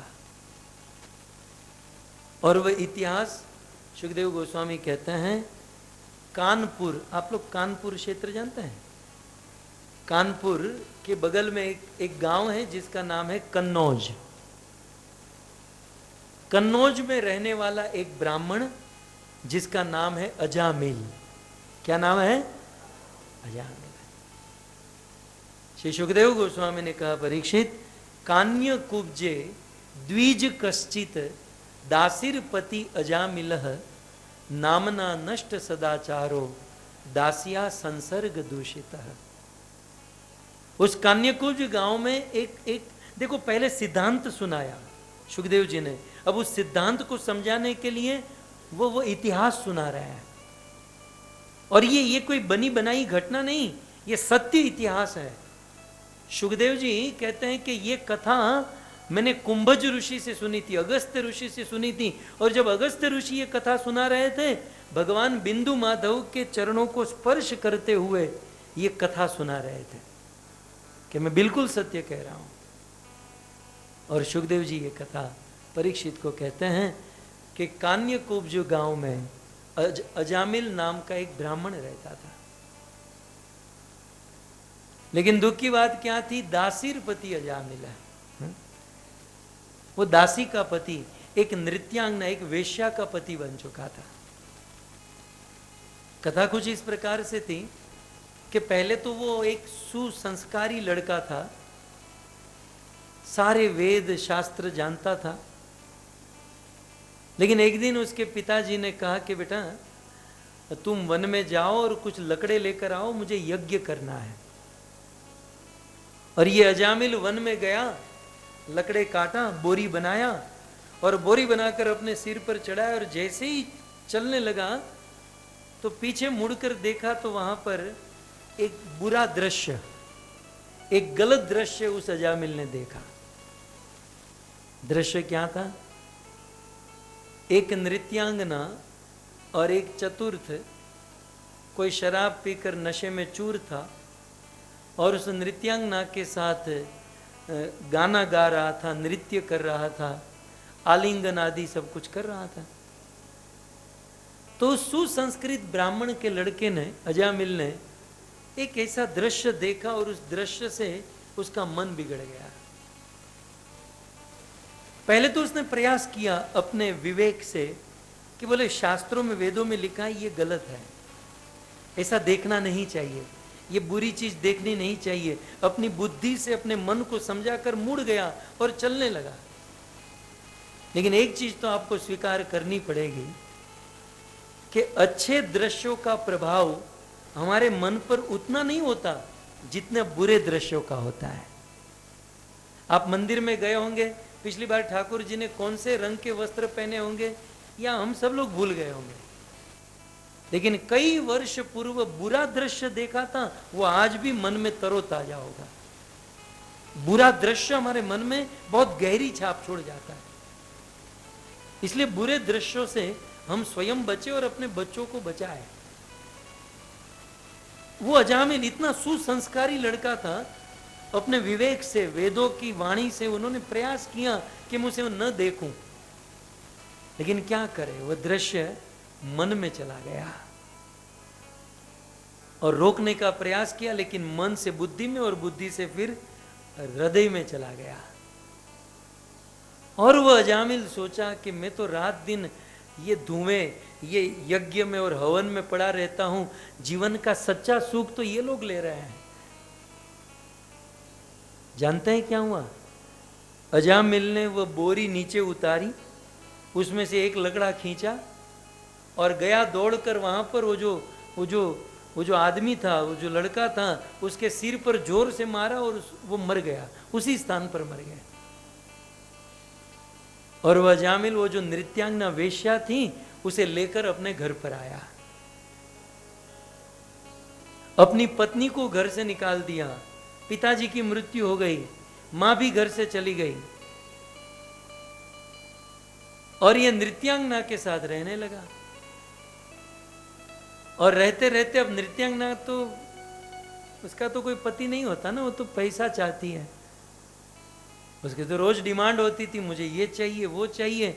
अजामिल की ना कोई दुकान थी ना फैक्ट्री थी। सुखदेव गोस्वामी भागवत में लिखते हैं कि उस नृत्यांगना का भरण पोषण करने के लिए बंद, अक्षय, कैतवेश, चौर्य, गर्हिता, वृत्ति मास्थित, बिभ्रत कुटुंब पोषाय यातिया मास देहिना। वह अजामिल उसका भरण पोषण करने के लिए अब क्या करता, चोरी करने लगा, किडनैप करने लगा, फिरौती लेने लगा, पशुओं को का शिकार करने लगा। इस प्रकार से गर्हित अनेकों प्रकार के बुरे कर्म में फंस गया और इतने बुरे कर्म करने लगा। और करते करते सुखदेव जी कहते हैं अजामिल 88 साल का हो गया। 88 इति समाहा। और 88 साल का अजामिल, सुखदेव गोस्वामी कहते हैं उस 88 साल की उम्र में अजामिल ने 10वें पुत्र का जन्म, मतलब उस नृत्यांगना से उसे 10वें पुत्र का जन्म हुआ। दसम तेषाम तु यौवनम, उसके 9 बच्चे थे और 10वें पुत्र का जन्म हुआ। जब बालक थोड़ा सा बड़ा हुआ, लेकिन एक चीज बहुत अच्छी ये हुई कि उस 10वें पुत्र का नाम जो था, बाकी सब पुत्र थे उसके नाम थे चिंटू, पिंटू, मिंटू, टॉमी, इस टाइप के हैं? लेकिन 10वें पुत्र का नाम हुआ नारायण। क्या नाम हुआ? सुखदेव जी कहते हैं था इतना बड़ा पापी जो रात दिन चोरी करता, पाप करता, और 10वें बेटे का नाम नारायण कैसे पड़ गया? बोले इसके पीछे भी कहानी है। अजामिल तो साधु संतों को छोड़ता नहीं था, उसकी पिटाई करता था, उसका करताल, मृदंग ये सब कुछ फोड़ देता था। एक दिन कुछ भक्त कीर्तन करते हुए अजामिल के गांव कन्नौज में पहुंचे और कहा कि हम कहीं दूर से आ रहे हैं, आपके गांव में कोई ऐसा ठिकाना है जहां संतों की सेवा होती है? तो कुछ अकड़ू लड़के होते ना बोले हाँ, हमारे गांव में एक डिवोटी है। कौन? अजामिल प्रभु। ये डिवोटी था, ये बहुत बड़ा पापी था, ये साधु संतों को छोड़ता नहीं था। लेकिन कुछ ऐसे लड़के थे कि बोले ये अजामिल के घर पे जाएंगे तो अजामिल पीटेगा, इसकी धुलाई होगी और हमको आनंद आएगा। बोले हाँ, अजामिल प्रभु है, बहुत सेवा करते हैं, वो अच्छी सेवा करते हैं, भोज भात आदि कराते हैं, उनके घर पर जाओ। बेचारे साधु संत महात्मा कीर्तन करते हुए अजामिल के घर पर आए, दरवाजा खटखटाया और जैसे ही दरवाजा खुला, अजामिल की पत्नी उस नृत्यांगना ने दरवाजा खोला। साधु संतों को देखकर ही हृदय पवित्र हो गया। हमारे गौड़ीय संत नरोत्तम दास ठाकुर लिखते हैं कि गंगा में तो स्नान करने के बाद पवित्रता आती है, लेकिन साधु संतों को तो देखने से ही हृदय पवित्र हो जाता है।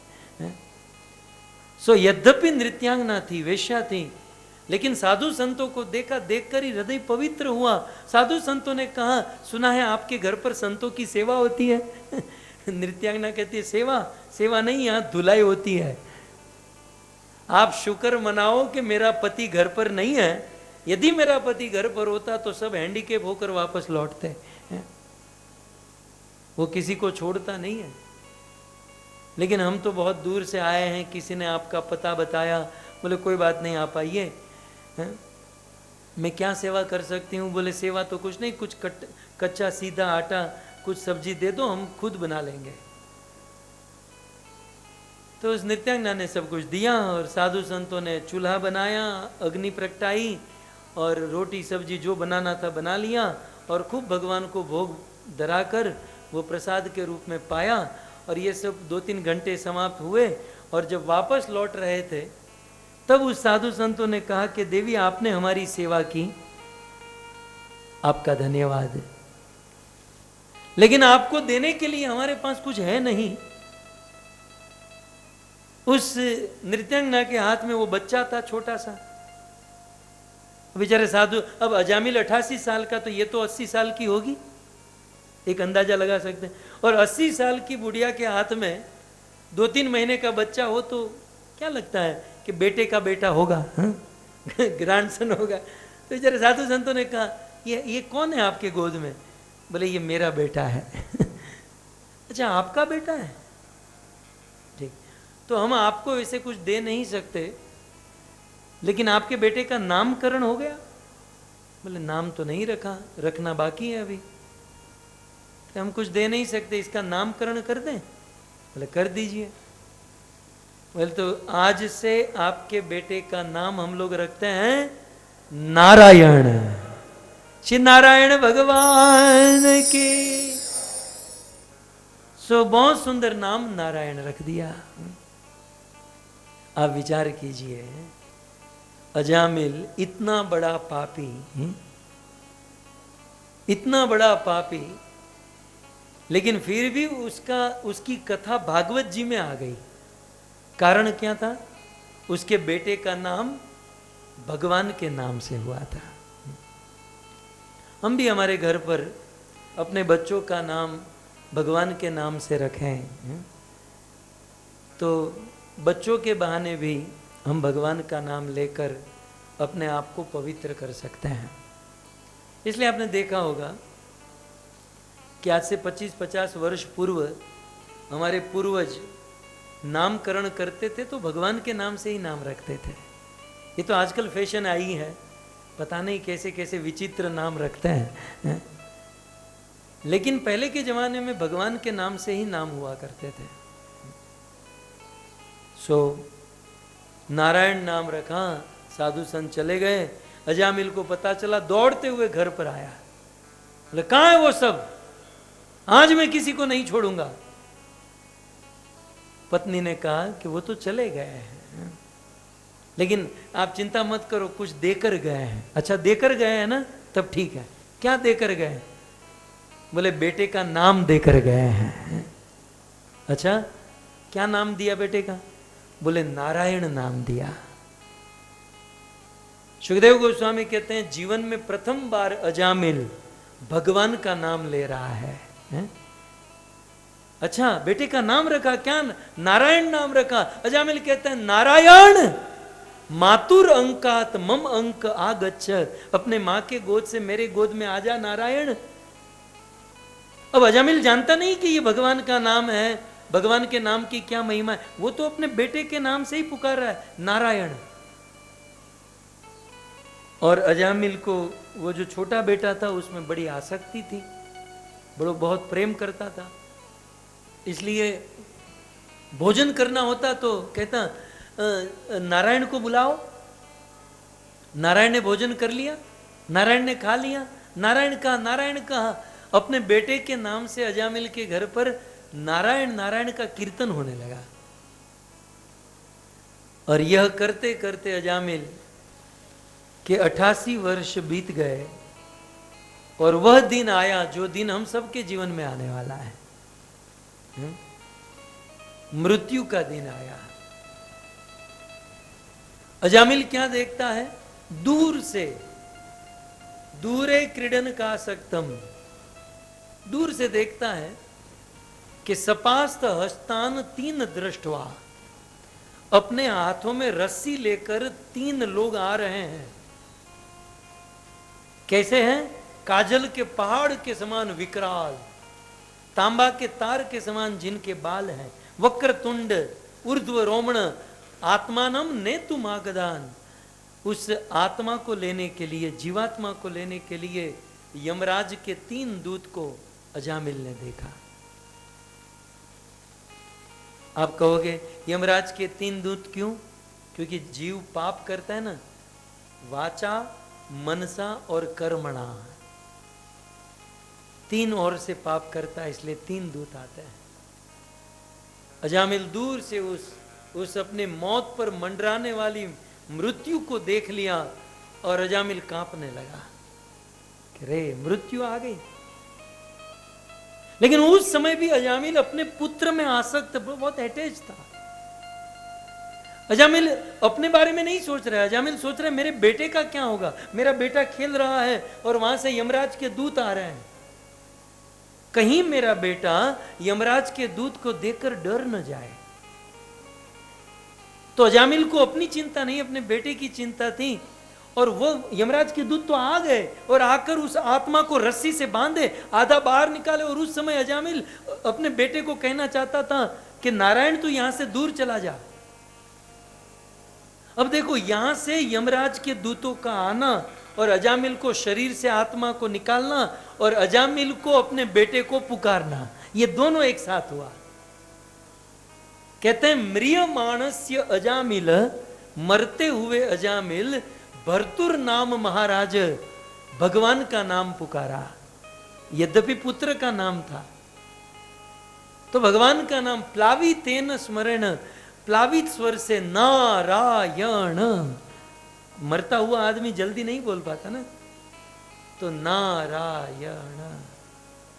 अजामिल का नारायण बोलना और आत्मा का शरीर से निकलना, और वो भी बेटे के लिए बोलना। जैसे ही मरते समय भर्तुर नाम महाराज, अजामिल नारायण नाम बोला। आपकी जानकारी के लिए कह दें कि भगवान विष्णु ने अपने दूतों को ऑर्डर देकर ही रखा है। भगवान विष्णु ने अपने पार्षदों को ऑर्डर देकर रखा है कि आप लोग अंतरिक्ष में रहो और जब कोई मेरा नाम ले तो उसकी रक्षा करने के लिए तुरंत प्रकट हो जाओ। अजामिल जब नारायण बोला तो भर्तुर नाम महाराज पार्षदा सहसापतन, भगवान के पार्षद, 4 पार्षद, भगवान विष्णु के 4 दूत हाथ में चमचम चमचम चमकती हुई तलवार, शंख चक्र गदा पद्म पीतांबर धारण किए वहां पर प्रकट हो गए और हाथ में तलवार लेकर यमराज के दूत के गले पर कि अजामिल को यहां से छोड़ दो। अजामिल आधा अंदर आधा बाहर, थोड़ी देर यहां देख रहा है, थोड़ी देर यहां देख रहा है। ये कह रहे हैं कि इसको छोड़ दो तो इसको आनंद आ रहा है कि ये लोग मुझे छुड़ा लेंगे। ये कह रहे हैं कि अरे सर्वे पद्म पला साक्षा पीत कोशय वासस, सब लोग कमल जैसी आंखें और इतने सज्जन, लगभग आप सब लोग देवता हो और सज्जन हो, और इतने सज्जन होकर इस पापी का पक्ष क्यों ले रहे हो? तब भगवान विष्णु के पार्षदों ने कहा ये पापी नहीं, ये साधु है, ये डिवोटी है। यमराज के दूत हंसने लगे, बोले आपको रॉन्ग नंबर लग गया है, ये डिवोटी नहीं, ये दुनिया का सबसे बड़ा पापी है। तब भगवान विष्णु के पार्षद कहते हैं, अब ये तो दोनों की सुन रहा है। भगवान विष्णु के पार्षद कहते हैं ये पापी नहीं, इसने अभी अभी हमारे प्रभु का नाम लिया है। बताओ लिया कि नहीं? नारायण नाम लिया कि नहीं? नारायण हमारे प्रभु का नाम लिया है। यमराज के दूत हंसते हंसते कहते हैं आपको भी रॉन्ग नंबर लग गया है, इसने आपके प्रभु का नाम नहीं लिया, इसने अपने बेटे का नाम नारायण लिया है। तब भगवान विष्णु के पार्षद कहते हैं कि हे यमराज के दूतों, कान खोलकर सुन लो, इस दुनिया में कोई किसी के भी बहाने यदि भगवान का नाम लेता है तो भगवान यही कंसीडर करते हैं कि ये मेरा नाम ले रहा है, ये मेरा नाम पुकार रहा है, भले ही इसने अपने बेटे का नाम लिया है, लेकिन हम तो यही समझेंगे कि इसने हमारे प्रभु का नाम लिया। क्यों? क्योंकि सिद्धांत यह है कि आप हमें यह बताइए कि भगवान का नाम पहले नारायण हुआ कि इसके बेटे का नाम पहले नारायण हुआ? भगवान का नाम नारायण हुआ ना, तो मूल नाम नारायण तो प्रभु का है। यदि कोई नारायण बोलता है तो पहले प्रभु देखता है। और भगवान के नाम की ये महिमा है कि चाहे किसी भी बहाने चलते फिरते घूमते गिरते हुए, कभी कभी कोई गिर जाता तो कहते हैं हाय राम।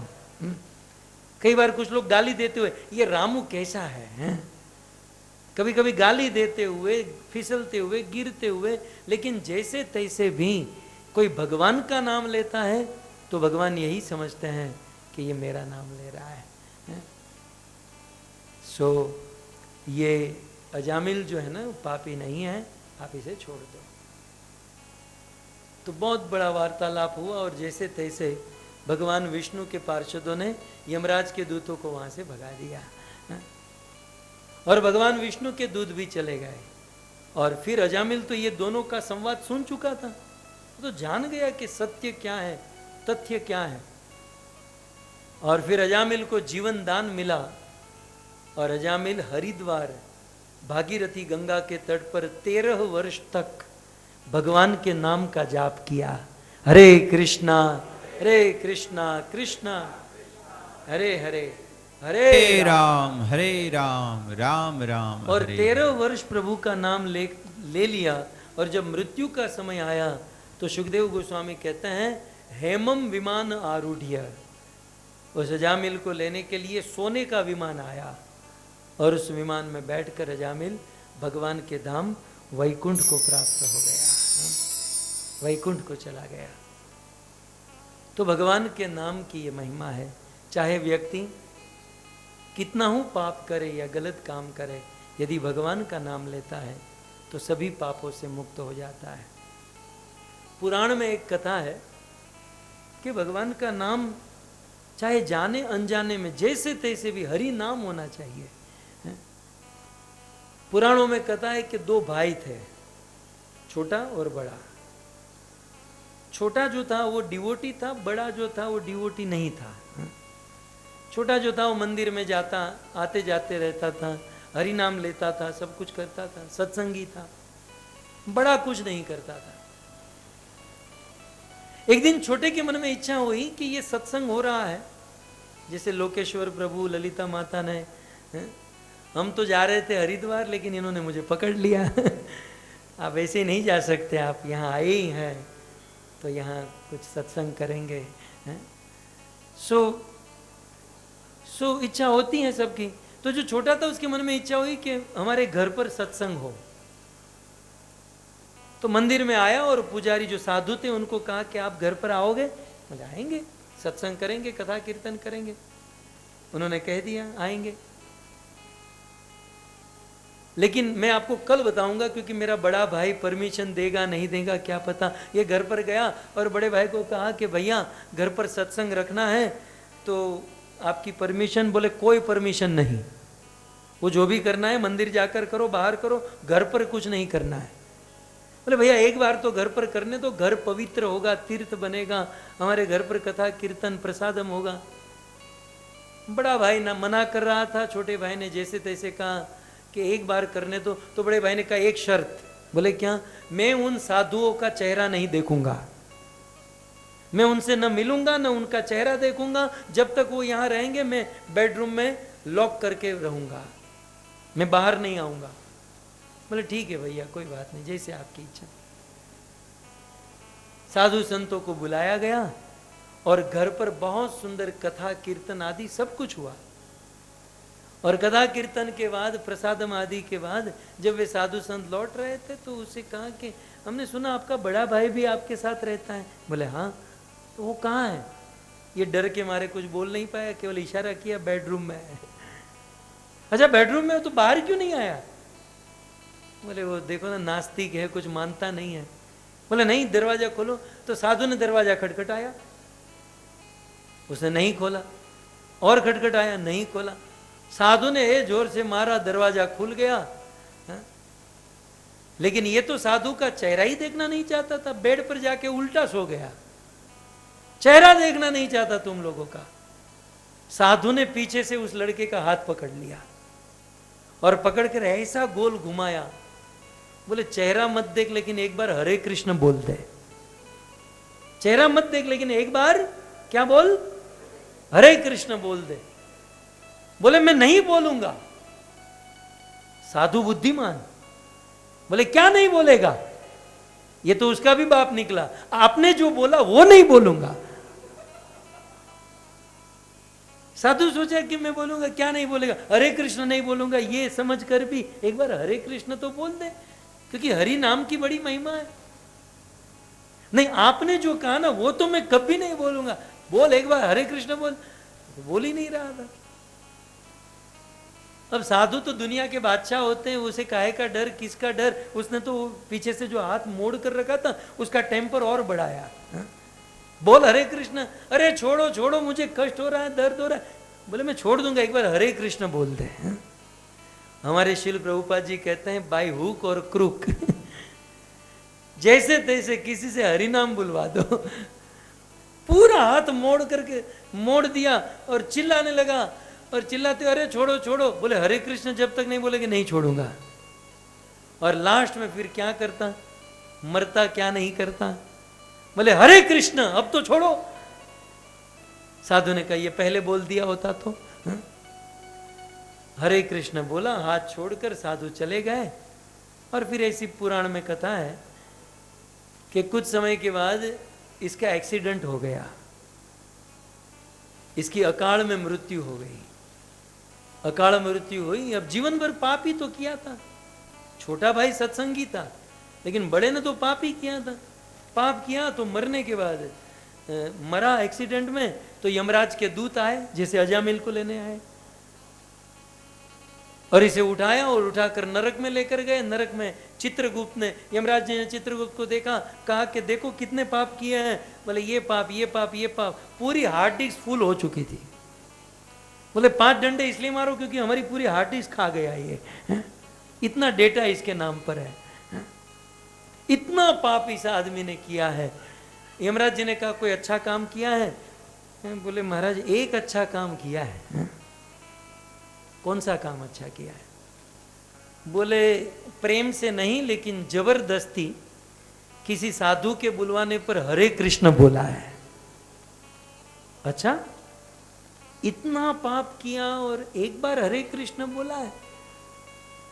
यमराज जी अपना कॉन्स्टिट्यूशन जो होता है ना वो सब चेक करने लगे, जितना भी। यमराज जी को समझ में नहीं आ रहा, जो पाप करता है उसे हम नरक में डालते हैं, लेकिन ये तो पाप भी किया और हरे कृष्ण बोला है, इसका क्या किया जाए, समझ में नहीं आ रहा है।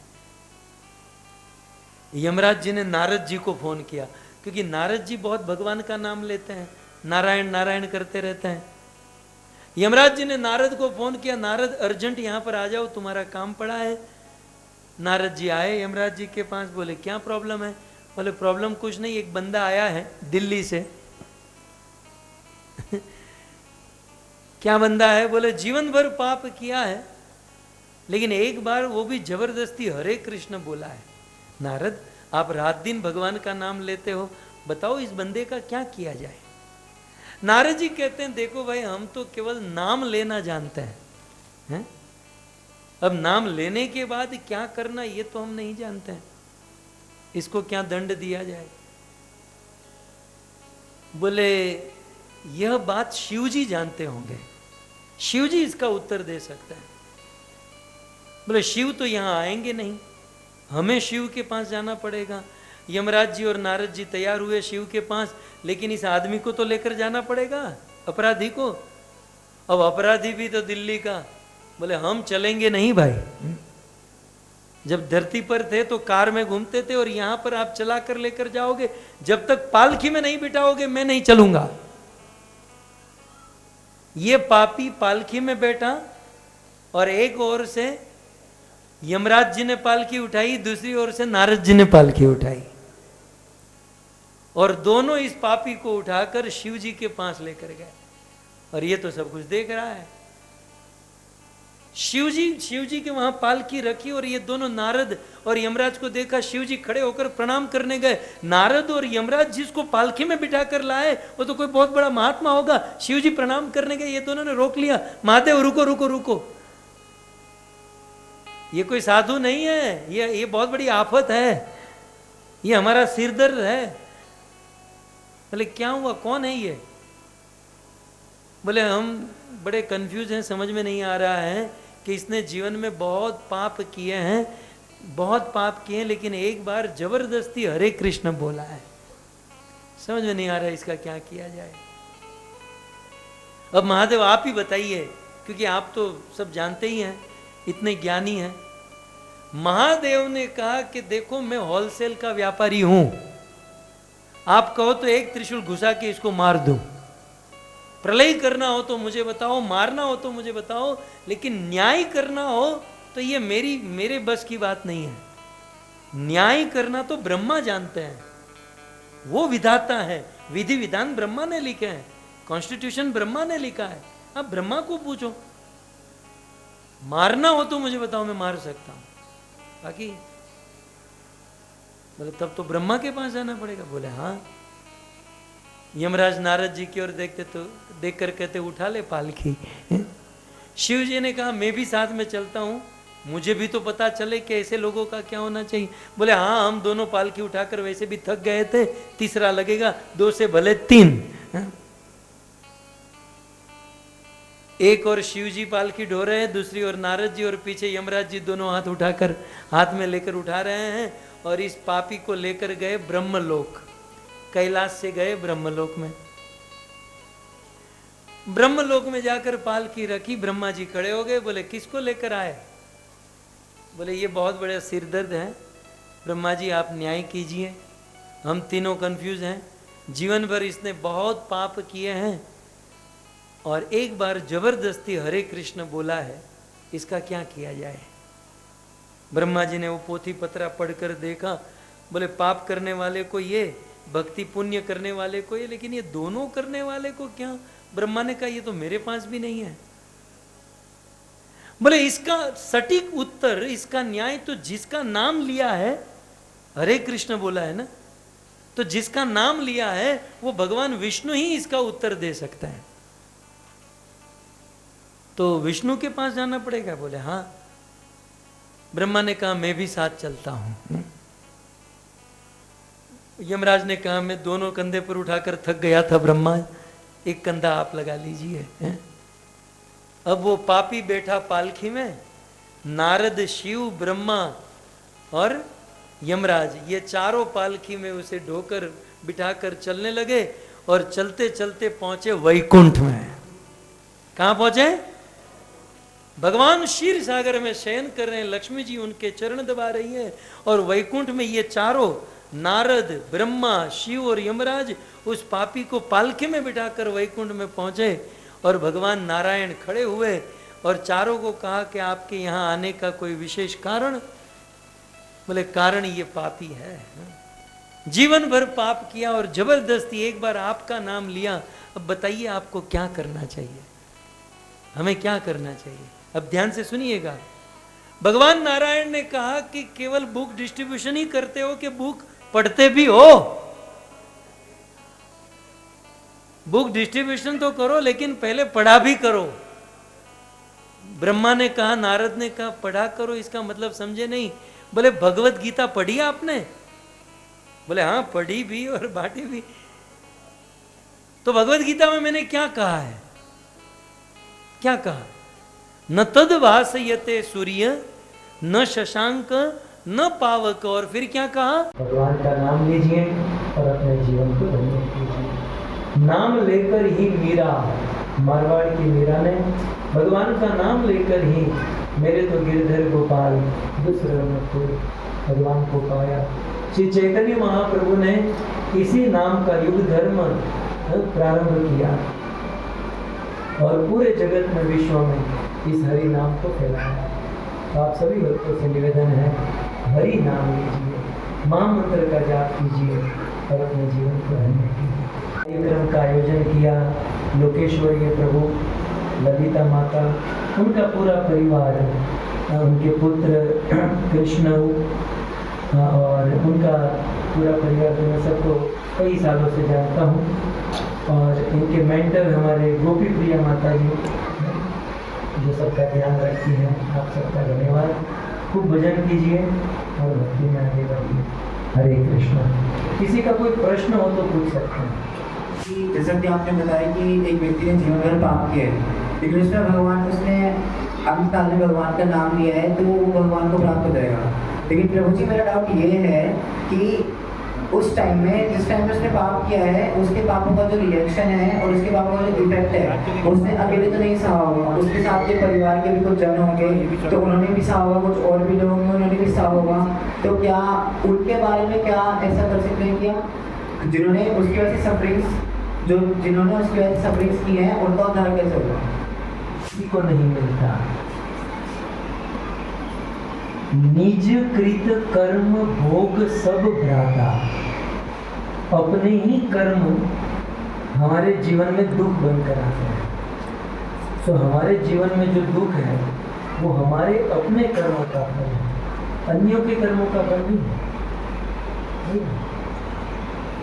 कई बार ऐसा होता है कि हमारे दुख का माध्यम कोई और होता है, किसी के कारण दुख आ रहा है, तो माध्यम वो नहीं तो कोई और, वो नहीं तो कोई और, कोई ना कोई तो बनना ही है। तो वो जस्ट एक माध्यम है। बाकी दुख तो हमारे कर्म का ही फल है। इसलिए हम ये कभी क्लेम नहीं कर सकते कि तेरे कर्म का दुख मैं भुगत रहा हूँ या तेरे कर्म का दुख मैं भुगत रहा हूँ। हमारे कर्म का दुख ही हम भुगत। ठीक है। उनकी मृत्यु के समय पे यमराज के 3 पार्षद आते हैं जो मन से, वचन से और कर्म से तीनों को हिसाब किताब करते हैं। तो विष्णुदेव के यहाँ से 4 पार्षद किस लिए आते हैं, किस परिवेदन से आते हैं? ये यमराज के 3 दूत आए, तो ठीक है, वाचा मनसा कर।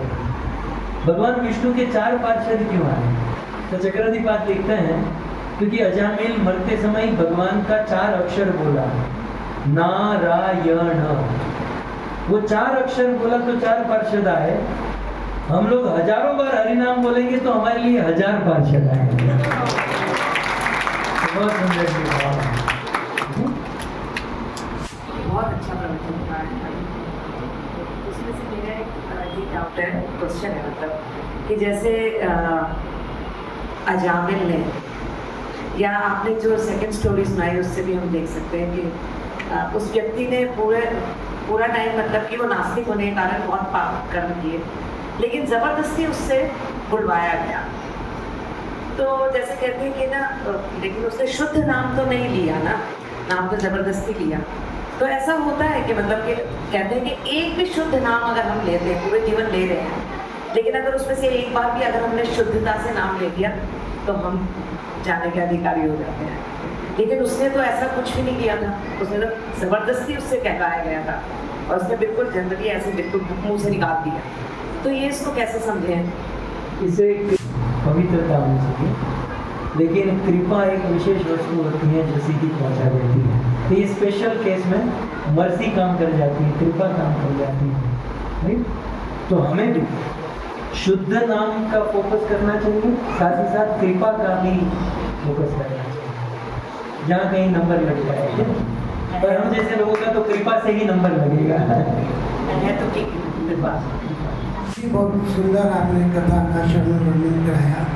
अब मेरा प्रश्न ये है कि जब साधु जी ने उनको पीछे से बाजू मोड़कर और ज़बरदस्ती हरे कृष्ण बुलवाया, बहुत अच्छा किया उन्होंने, लेकिन जो नवा अपराध है, नाम अपराध, कि किसी अश्रद्धालु व्यक्ति को हरि नाम की महिमा का उपदेश देना, तो ये दोनों बातों को हम कैसे समझ सकते हैं? हरे कृष्ण। हरिनाम दे सकते हैं, जैसे हम लोग नगर संकीर्तन पूरी दुनिया में नहीं करते। रथ यात्रा में, नगर संकीर्तन में हरिनाम ही तो होता है ना। हरिनाम सुना सकते हैं, महिमा नहीं बता सकते। गौतम या कोई ये तो नहीं। Thank you. Hare Krishna Krishna Krishna Hare Hare, Hare Ram Ram Ram Hare Hare. So very grateful to his grace Lalvi Prabhu ji, क्योंकि बहुत ही सुंदर भगवान नाम की महिमा। और यहाँ पर प्राय भक्त लोग भगवान नाम जप कर ही रहे हैं, परंतु नए भक्तों को हमको किस प्रकार के कर्म करने चाहिए और हम सबका जो गंतव्य है वो क्या होना चाहिए, उस चीज़ का कुछ यहाँ पर प्रभु जी ने वर्णन किया, बिल्कुल शास्त्रोक्त। तो प्रभु जी का हम आभार व्यक्त करेंगे महामंत्र के साथ में। हरे कृष्णा कृष्णा कृष्णा हरे हरे, हरे राम राम राम हरे हरे। और आप सभी भक्तों का भी धन्यवाद कि आप सब अपना कीमती समय निकालकर यहाँ पर हमारे दिव्या परिवार की इस इन्विटेशन को स्वीकार किए, यहाँ पर आए। Thank you so much. Govind बोलो हरि बोल।